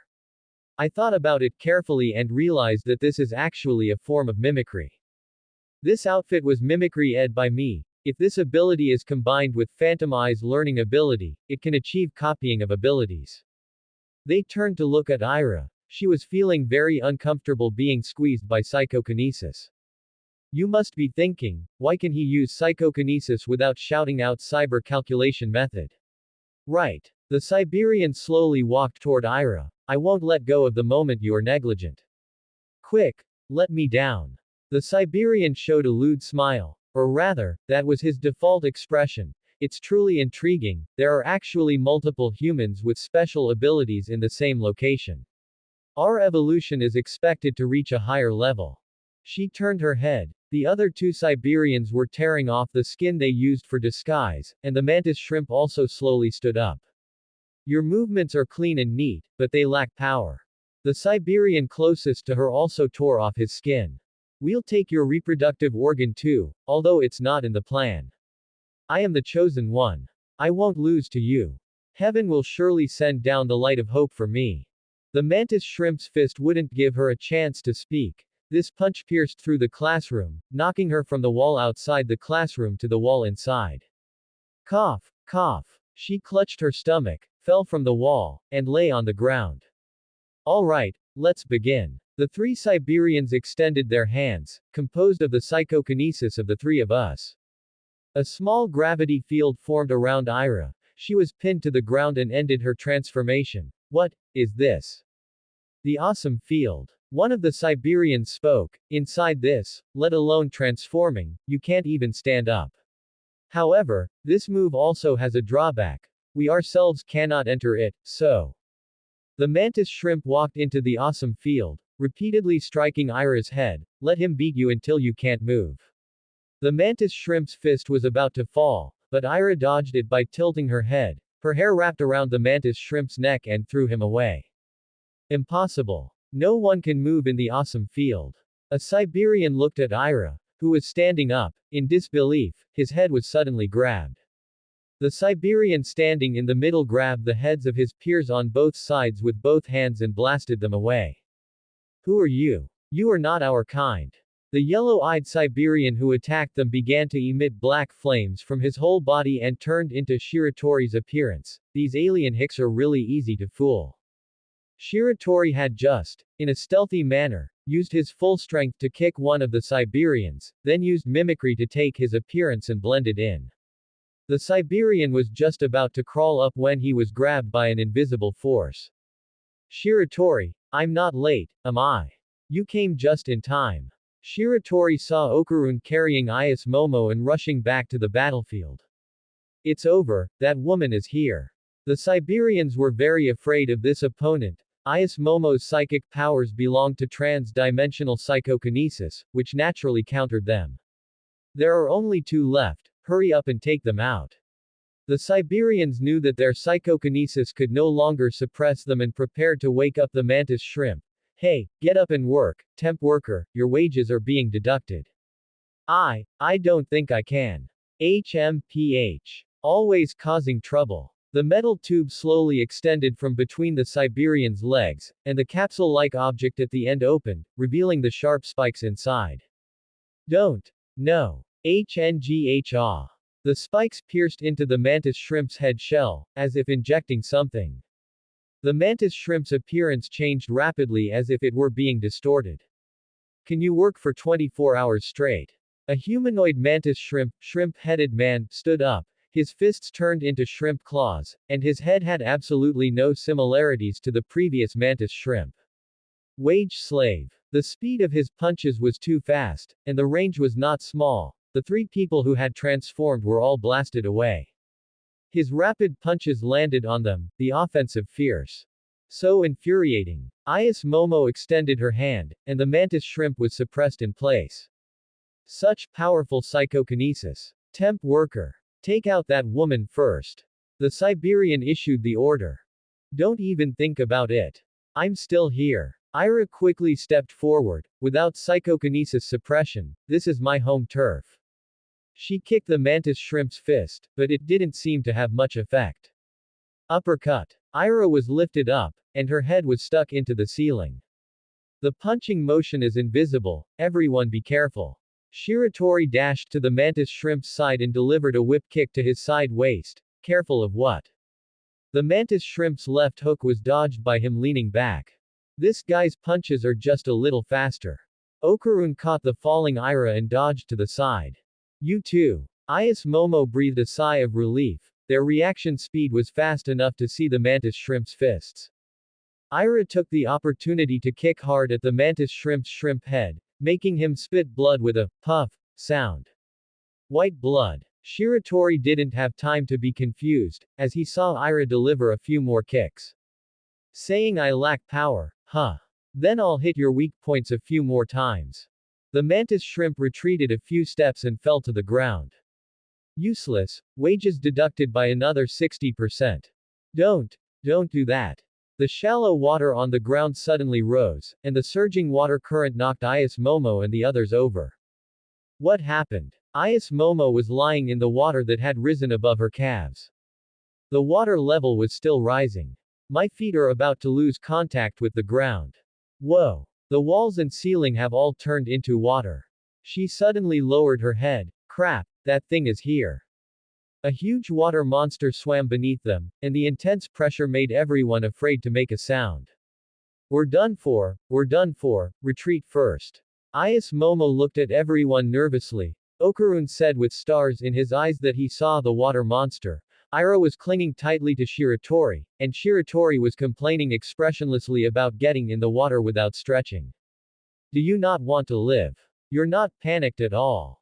The water monster swam to the Siberian's side. Hey, how are you working? You didn't suppress that woman at all. Wages deducted by another 60%. A high-pressure water jet sprayed out, and the Siberian shouting about wage deductions was cut into two halves. How dare you attack us, you want to rebel. Your target is that woman. Quote. The water monster stared blankly at the two commanding Siberians. The water monster is too dangerous. Okarun was swimming desperately. That's what you get for not listening to me earlier. The four of them had already swum away, but Ira was a beat slow. You guys. Wait for me. Before she could finish, she was washed up to the ceiling. Mantis shrimp. The shrimp-headed man was hiding at the bottom of the water, and the force generated by his punches was transmitted through the water to them. Swim faster. The mantis shrimp is stronger in water than on land. Shiratori prepared to slip away.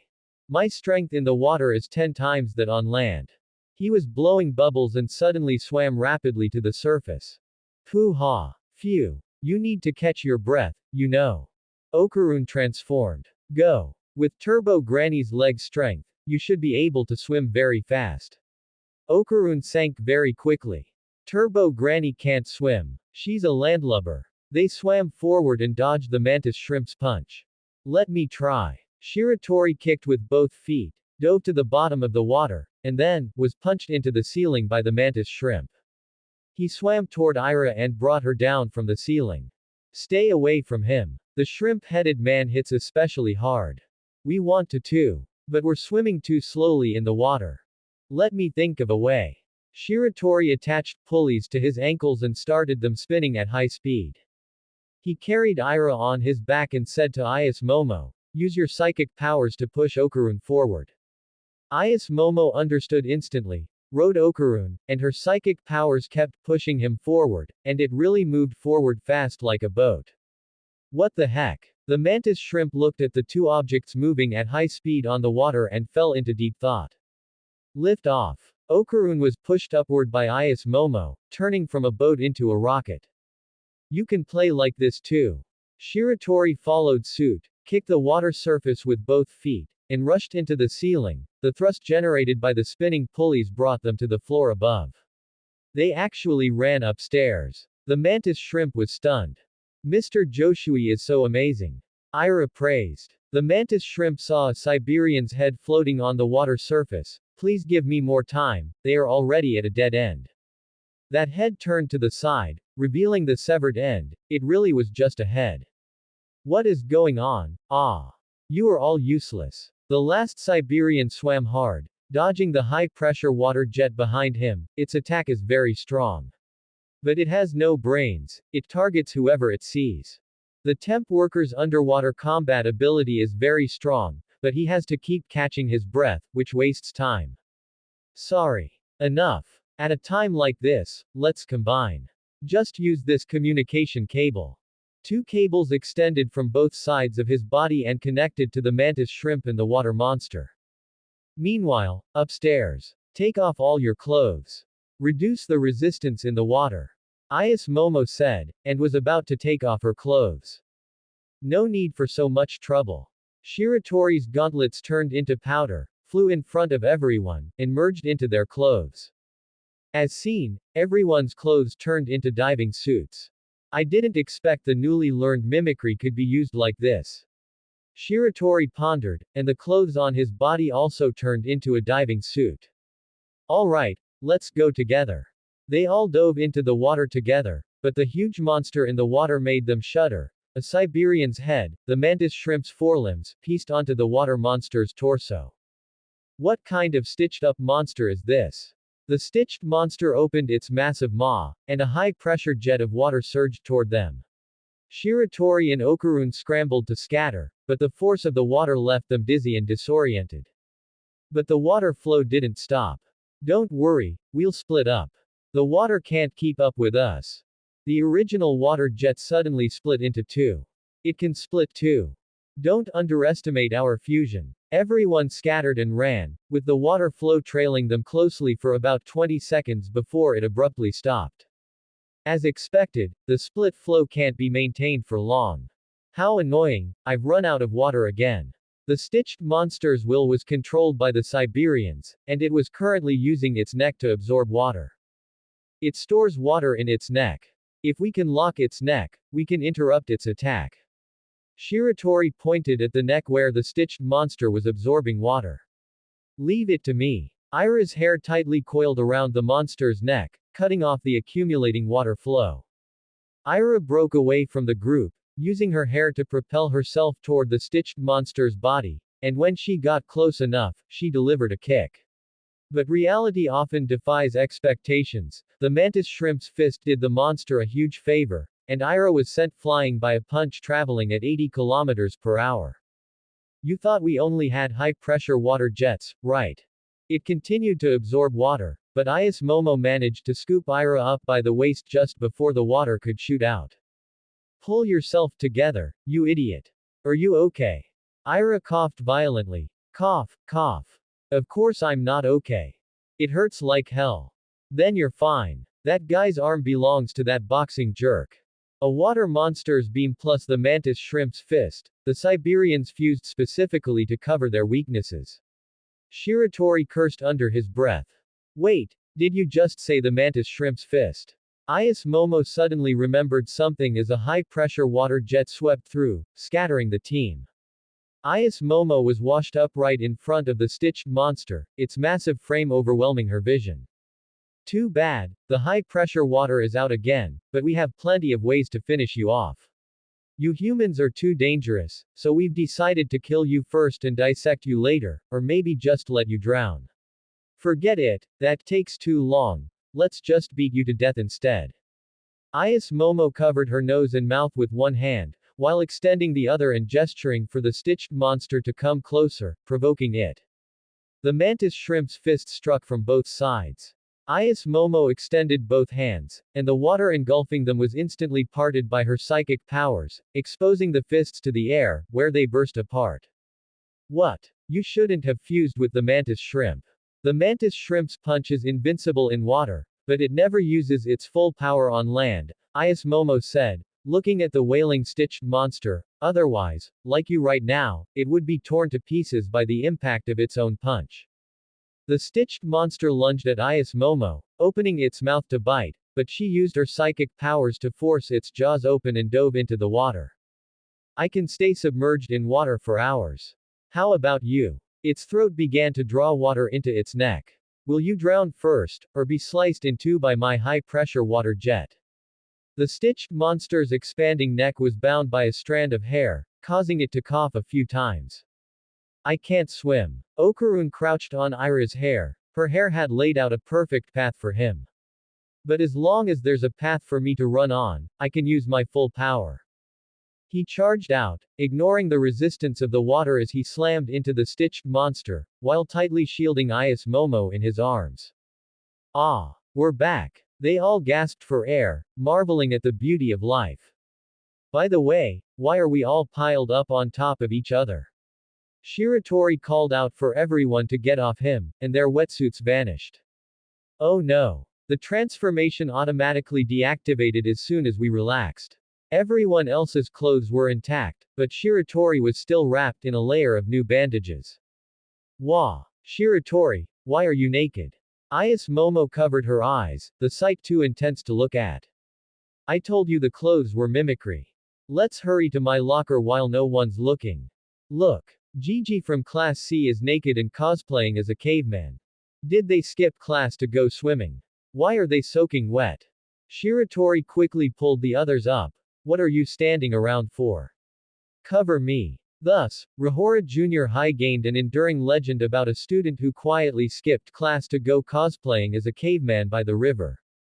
The infirmary. Are you messing with me? I'll ask you one more time. Are you being bullied? No. Shiratori was wearing a tracksuit, his eyes looking dead. He had been dragged in here for forcibly running around naked, and the others had also been hauled in for reasons unknown, despite just being soaked. The fierce-looking teacher in front of them sat with her legs crossed and slammed a stick against her hand. Don't hold anything back, tell the truth. I will not tolerate any bullying, and I will absolutely stand on your side. Thank you, Shiratori replied formulaically, his eyes fixed on the teacher's name tag. Teacher Queen. What a strange name. Teacher Queen, there's a phone call from the office. A bald old man opened the infirmary door, and the teacher grabbed his mirror-smooth head. You bald idiot. Didn't I tell you not to come in without knocking? Eek. I'm so sorry, Teacher Queen. I'm going to teach you a lesson, you gutter bald head.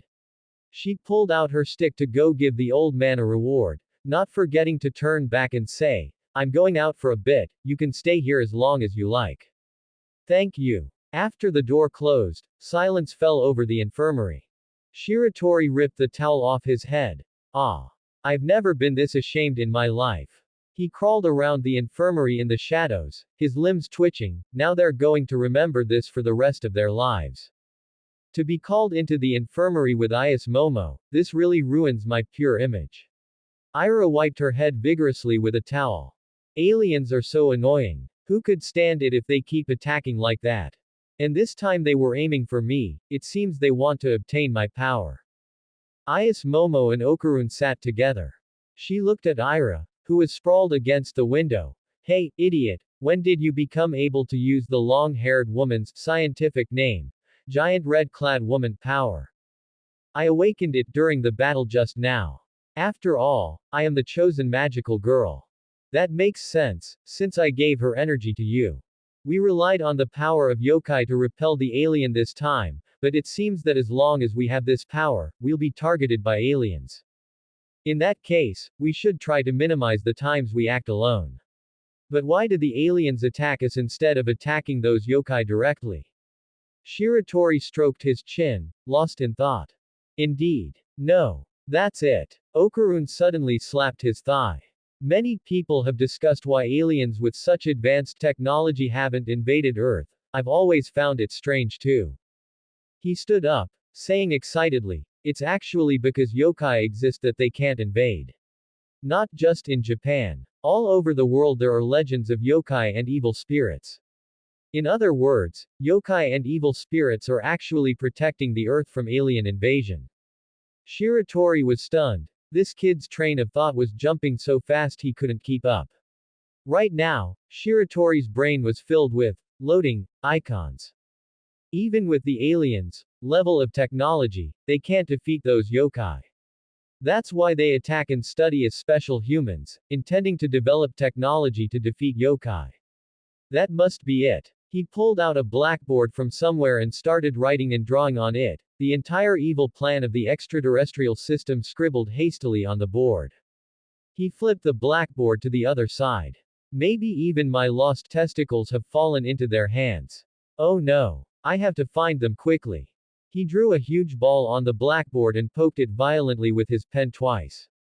Wait, too fast. We just finished being messed up, and now we're messed up again. Never mind that, everyone saw how embarrassing I looked. Ah. Shiratori continued to crawl in the shadows. This won't do. Yeah, I'll just say Is Momo framed me, and that's why I'm here. What do you mean by that? Two girls suddenly passed by the door. They opened it and looked at Ira with concern. Ira. Are you okay? What happened to you? They immediately pointed at Is Momo. Ah. Is Momo. Did you do this? Let's go. Ira. They pushed Ira out of the infirmary, not forgetting to glare angrily at Is Momo. Classmate Is. Are you willing to take the blame? You didn't even explain yourself. Forget it, I'm tired. She suddenly looked at Okarun. By the way, what were you guys doing there during lunch break? Muse. Muscle training. The way you said that is very easy to misunderstand. Shiratori stretched his neck to retort. Oh. Doing push-ups. I want to become stronger. He said these tough words, but his tone was very soft. What's there to hide about that? Is Momo was puzzled. Okarun's eyes darted away. Well. I thought if I became stronger without anyone noticing, it would be cool. Steam rose from his head, and the water evaporated. PFF'd. Okarun has learned to be cool too. Oh. Of course. Okarun shrank his neck. I am a man, after all. I want classmate Ias to think I'm cool. Ias Momo leaned in. So that's your little secret tilde, let me see your expression tilde. Her face was slightly flushed, but Okarun didn't see it. Stop teasing me. It's not funny at all. Oh tilde, why do you want me to think you're cool tilde? Because I. He suddenly waved his hands. I'm leaving. I won't let classmate Ias take the blame. Okarun. Ias Momo called out to Okarun, but said nothing else, just kept fiddling with her hair. Okarun also scratched his scalp. The two inadvertently locked eyes for a moment, then immediately looked away. Just as they were about to meet again, Mako and Wei suddenly burst in. Ah! Found Momo. Okarun is here too. Seriously. We were in the middle of class, and you suddenly disappeared. We heard you and Okarun were soaking wet in front of Class D, pinning down a naked Shiratori. Weren't we in the chemistry lab? What is going on? They ignored Shiratori's resentful gaze and asked Ias Momo loudly. Oh, you wouldn't understand even if I told you. Anyway, that's how it is. Mako suddenly pressed her forehead, interrupting Ias Momo. I know. All the mysteries have been solved. She paced around the infirmary in a pose she thought was cool. Do you know classmate Ira from Class C? Ah, yes. Mako let out a HMPH that she thought was cool, pacing unhurriedly. As far as I know, you two aren't close, yet you appeared mysteriously in the same place. She suddenly pointed at the lifeless Shiratori. There is only one truth. Classmate Joshui was kidnapped by a gang. And Ira is the young miss of the gang. Classmate Joshui was being humiliated in the gang's territory, and Ira had been helping him in secret, until you went to the gang's territory to rescue him, but were accidentally discovered by the gang leader. The leader ordered his men to drown you all, but you were lucky and escaped. She closed her eyes and spread her arms, signaling for everyone to applaud. But a string of periods floated over everyone's heads as they stared at her like dead fish. As expected. Momo looks listless, she must be worried about classmate Joshui's safety. Wei continued the deduction, poking Shiratori's face with her finger. It's you. The culprit. People really do laugh when they are extremely speechless. Shiratori laughed and pushed the finger away. Stop reading novels. No matter how bizarre things get, it's not that ridiculous. On the other side, Class A. Are you okay, Ira? What on earth happened? We're willing to help with anything for Ira. Ira was surrounded by a group of classmates. She covered her eyes with both hands, feigning tears. Thank you everyone. Ira is really, blah blah blah. However, I really don't want to talk about this anymore, and I hope everyone can just let it go. She buried her face in her hands, revealing a GG Bond smile. Look at this high favorability rating I have, I'm amazing. My daily efforts pay off at times like this. Watch me settle this. It was Ias Momo, right? She's the one who did it, right? One stone stirred up 1,000 waves, and others also began to speak ill of Ias Momo. Ira has been harassed by Ias Momo constantly lately. Like that copper basin last time. Oh my god. No way. Ias Momo is unforgivable. She's just jealous of Ira's beauty. I heard she was with someone. I've heard that too, it's been rumored for a while. As soon as these words were spoken, Ira's fingers twitched. She suddenly stood up. I made up that rumor. It was my fault, so please stop speaking ill of Ias Momo. She felt as if a heavy burden had been lifted, feeling much lighter. She then left the classroom amidst the stunned gazes of the crowd. Downstairs from the school building, she sat on a bench, her face suddenly scrunching up. Woo woo. She slumped on the bench. Everything is ruined tilde tilde my favorability rating tilde tilde tilde tilde tilde tilde. She suddenly started banging her head with a thud. Idiot, idiot, idiot, idiot, idiot. What are you doing, you idiot? Wah. Ira was startled. What kind of fit are you throwing now? Mind your own business. What are you here for? Ias Momo sat down next to Ira. Did you manage to bluff your way through it? Ira pursed her lips. I guess so. I've already maxed out their hatred for you. Then why are you still alone? You usually have followers around you. She leaned back on the bench. You actually didn't say anything bad about me at all, did you? I did. I said a whole bunch of bad things about you. Sure, sure. The bushes in the distance suddenly moved, and a yellow mantis shrimp hopped out, covered in white blood. Chiquitita. I have to earn money for my family. I can't just go back like this. Why are you here? But the attack stance he struck didn't last long before he collapsed to the ground, unconscious. At Ias Momo's house. Even though you call him a mantis shrimp alien, his head looks like a snail. Shiratori crouched in front of Mantis Shrimp, who was lying on a floor mat, covered in bandages. His two antenna-like eyes suddenly opened, and he saw an unfamiliar ceiling. Where is this? Yo. He looked at the group of people surrounding him and blinked twice. Look, Grandma. This is an alien. Doesn't feel like one, isn't this a kappa? No way. You don't believe it even with the alien right in front of you. This doesn't look like an alien either, it's just a kappa. Seiko insisted that Mantis Shrimp was a kappa. Ira, however, was not as relaxed. She continued to watch Mantis Shrimp warily. That said, how should we handle him? Even if we bandaged him up, he could still attack us. Mantis Shrimp suddenly stood up, and Ias Momo immediately held out her hands. Save your energy, my grandma is here. He looked down and saw the curry placed next to the floor mat. By the way, I didn't know what an alien eats, so I made some curry. You don't have to eat it if you don't want to. Mantis Shrimp looked at the curry, then looked at Ias Momo, his mouth puckering. Woo, woo. He knelt down and began to shed tears. It's the first time someone has bandaged and treated me, and been so gentle with me. I will never hurt you all again. Shiratori helped him up. Alright, it was all a misunderstanding. We have no reason to fight.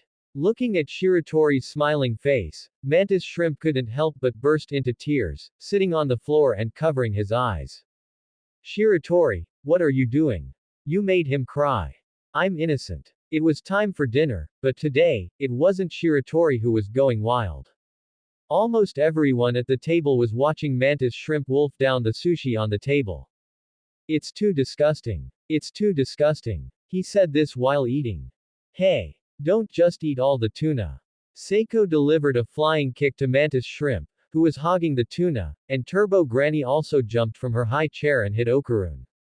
You're the one who ate my sea urchin, aren't you?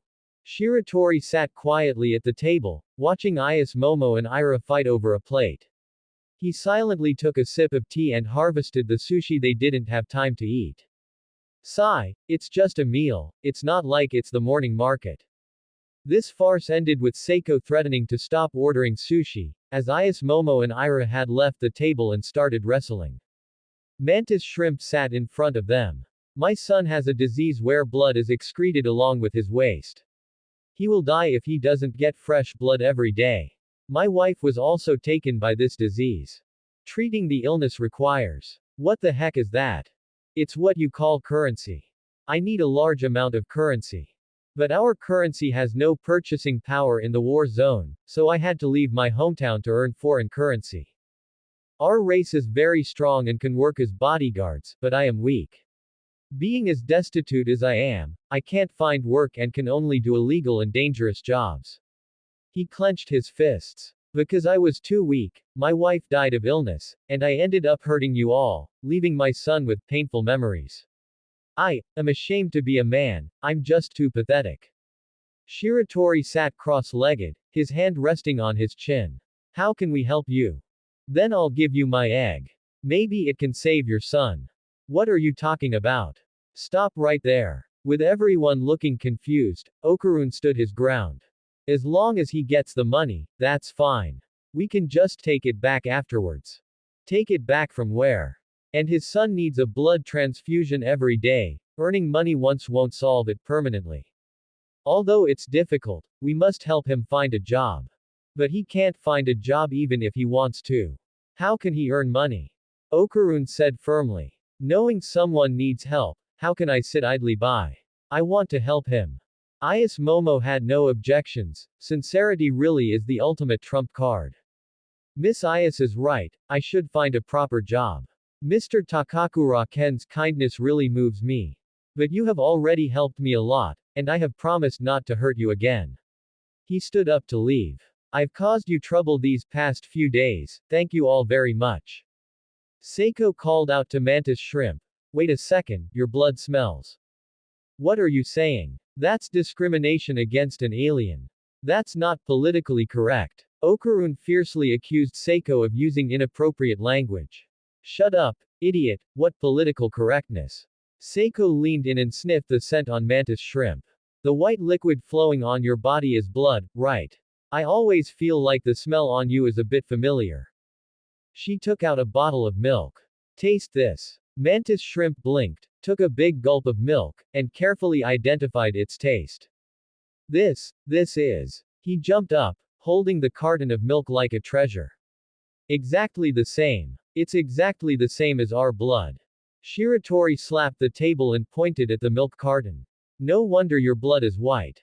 Milk is basically cow's blood. I didn't expect your blood to actually be milk. I'll ask a dairy farm I know to send you a cow. This problem was solved by Seiko. They came to an open space to see Mantis Shrimp off. They watched as a cow was sucked into a UFO. Thank you. I will never forget your great kindness. If you need anything, I will definitely help you. Mantis Shrimp's voice was amplified dozens of times by the UFO, and Shiratori had to cover his ears to listen to him. I really don't know if the residents in this area can even sleep at night.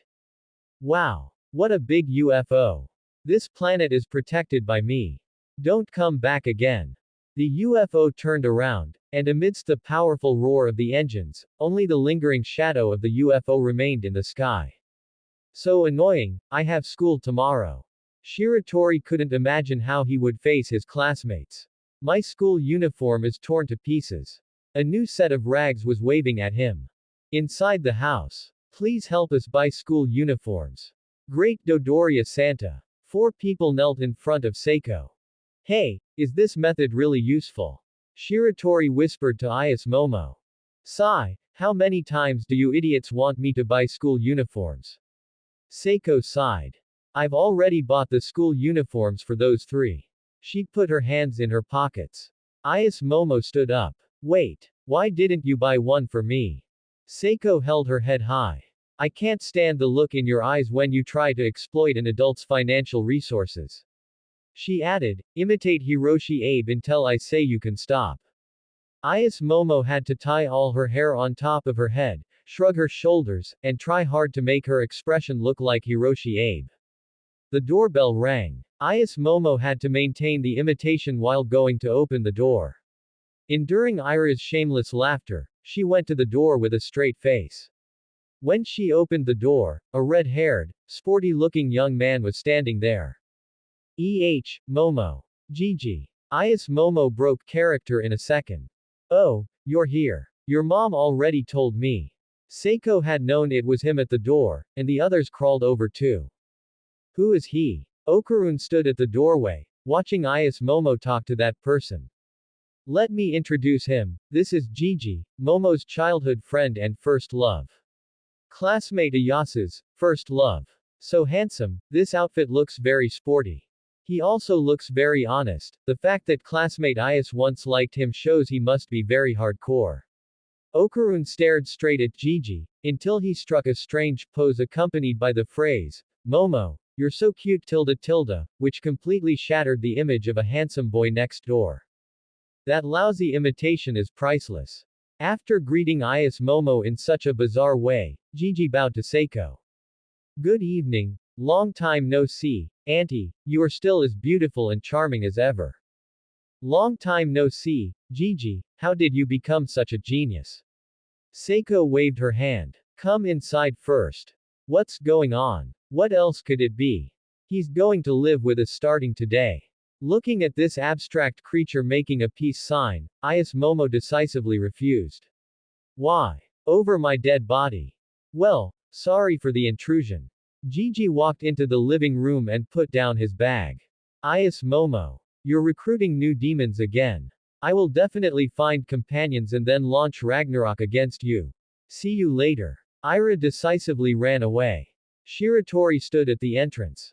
Well, if there's nothing else, I won't disturb you, I'm leaving. Okarun was still looking at Gigi with a sense of crisis. Then, I'll go home first.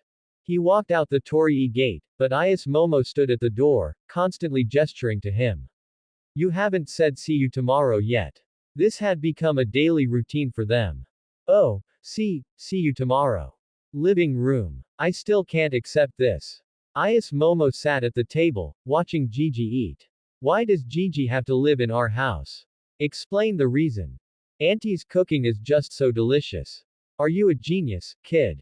Listen to me. Seiko lay on her side.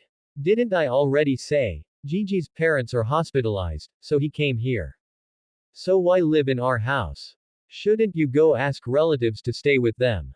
Hey, you're so cold, shouldn't people help each other while living in this world? Seiko sat up and retorted. Auntie is really cool Tilda. I don't know what happened, but Seiko kept praising him, saying things like, you really are a genius, while telling him to eat more. You old lady just can't let go of your pride, right? Seiko retorted. Nonsense, am I the type of person who cares about face? After hearing Gigi praise her for being cute, she said, just how much of a genius are you, kid? Eat some more. Ayas Momo was too tired to argue and went to the kitchen to wash dishes. Gigi also walked in to help. There's definitely something wrong. What do you mean? I mean you're the one who's weird. Ayas Momo took a rag from Gigi, who was smiling while wiping dishes. Are we really that close, after all? Gigi stopped being goofy and said seriously, Momo, didn't I mock you when we were in elementary school? Although it was pointless, I really regret it. I can see ghosts now. Ayas Momo asked nervously, what? Did you find the balls? What balls? Did I just make a dirty joke? No, never mind. Later, because we moved, we didn't go to the same middle school. The place we moved to was in the mountains. I like the feeling of being close to nature, and the new house was big and beautiful. However, I gradually noticed something wrong. I can't say what was wrong, but everything in the house didn't feel the way it usually did. My parents said it was my imagination, so I just had to pretend I didn't see it. But one day, I saw an evil spirit in the house, as if it was intentionally letting me see it. From that day on, I could always see it, and my parents' health gradually deteriorated. We hired famous spirit mediums to exorcise it, but 3 out of 5 committed suicide. Even experienced spirit mediums couldn't exorcise it, so we could only pin our hopes on Auntie. That's also the reason I came to your house. Watching Seiko laughing on the floor in front of the TV with Turbo Granny, Ayas Momo understood. So that kind of thing happened. You should have explained it from the beginning. You really should have come to us. Momo, I'm sorry. Gigi suddenly bowed. For many things, like mocking you in the past, and also for this time, dragging you into trouble. It's okay. My grandma is very strong, she can solve that kind of evil spirit in an instant. Seiko suddenly interjected. I'm not handling this matter. Didn't I say? My ability can only be used within the borders of Kamikoshi City. This commission will be completed by Momo. Besides, a normal person being able to see spirits might have something to do with the balls. If you're willing to do it, I'll buy you as many school uniforms as you want. That's the end of part 1. Part 2 is coming soon. Thanks for watching. Please subscribe and support our channel for more stories.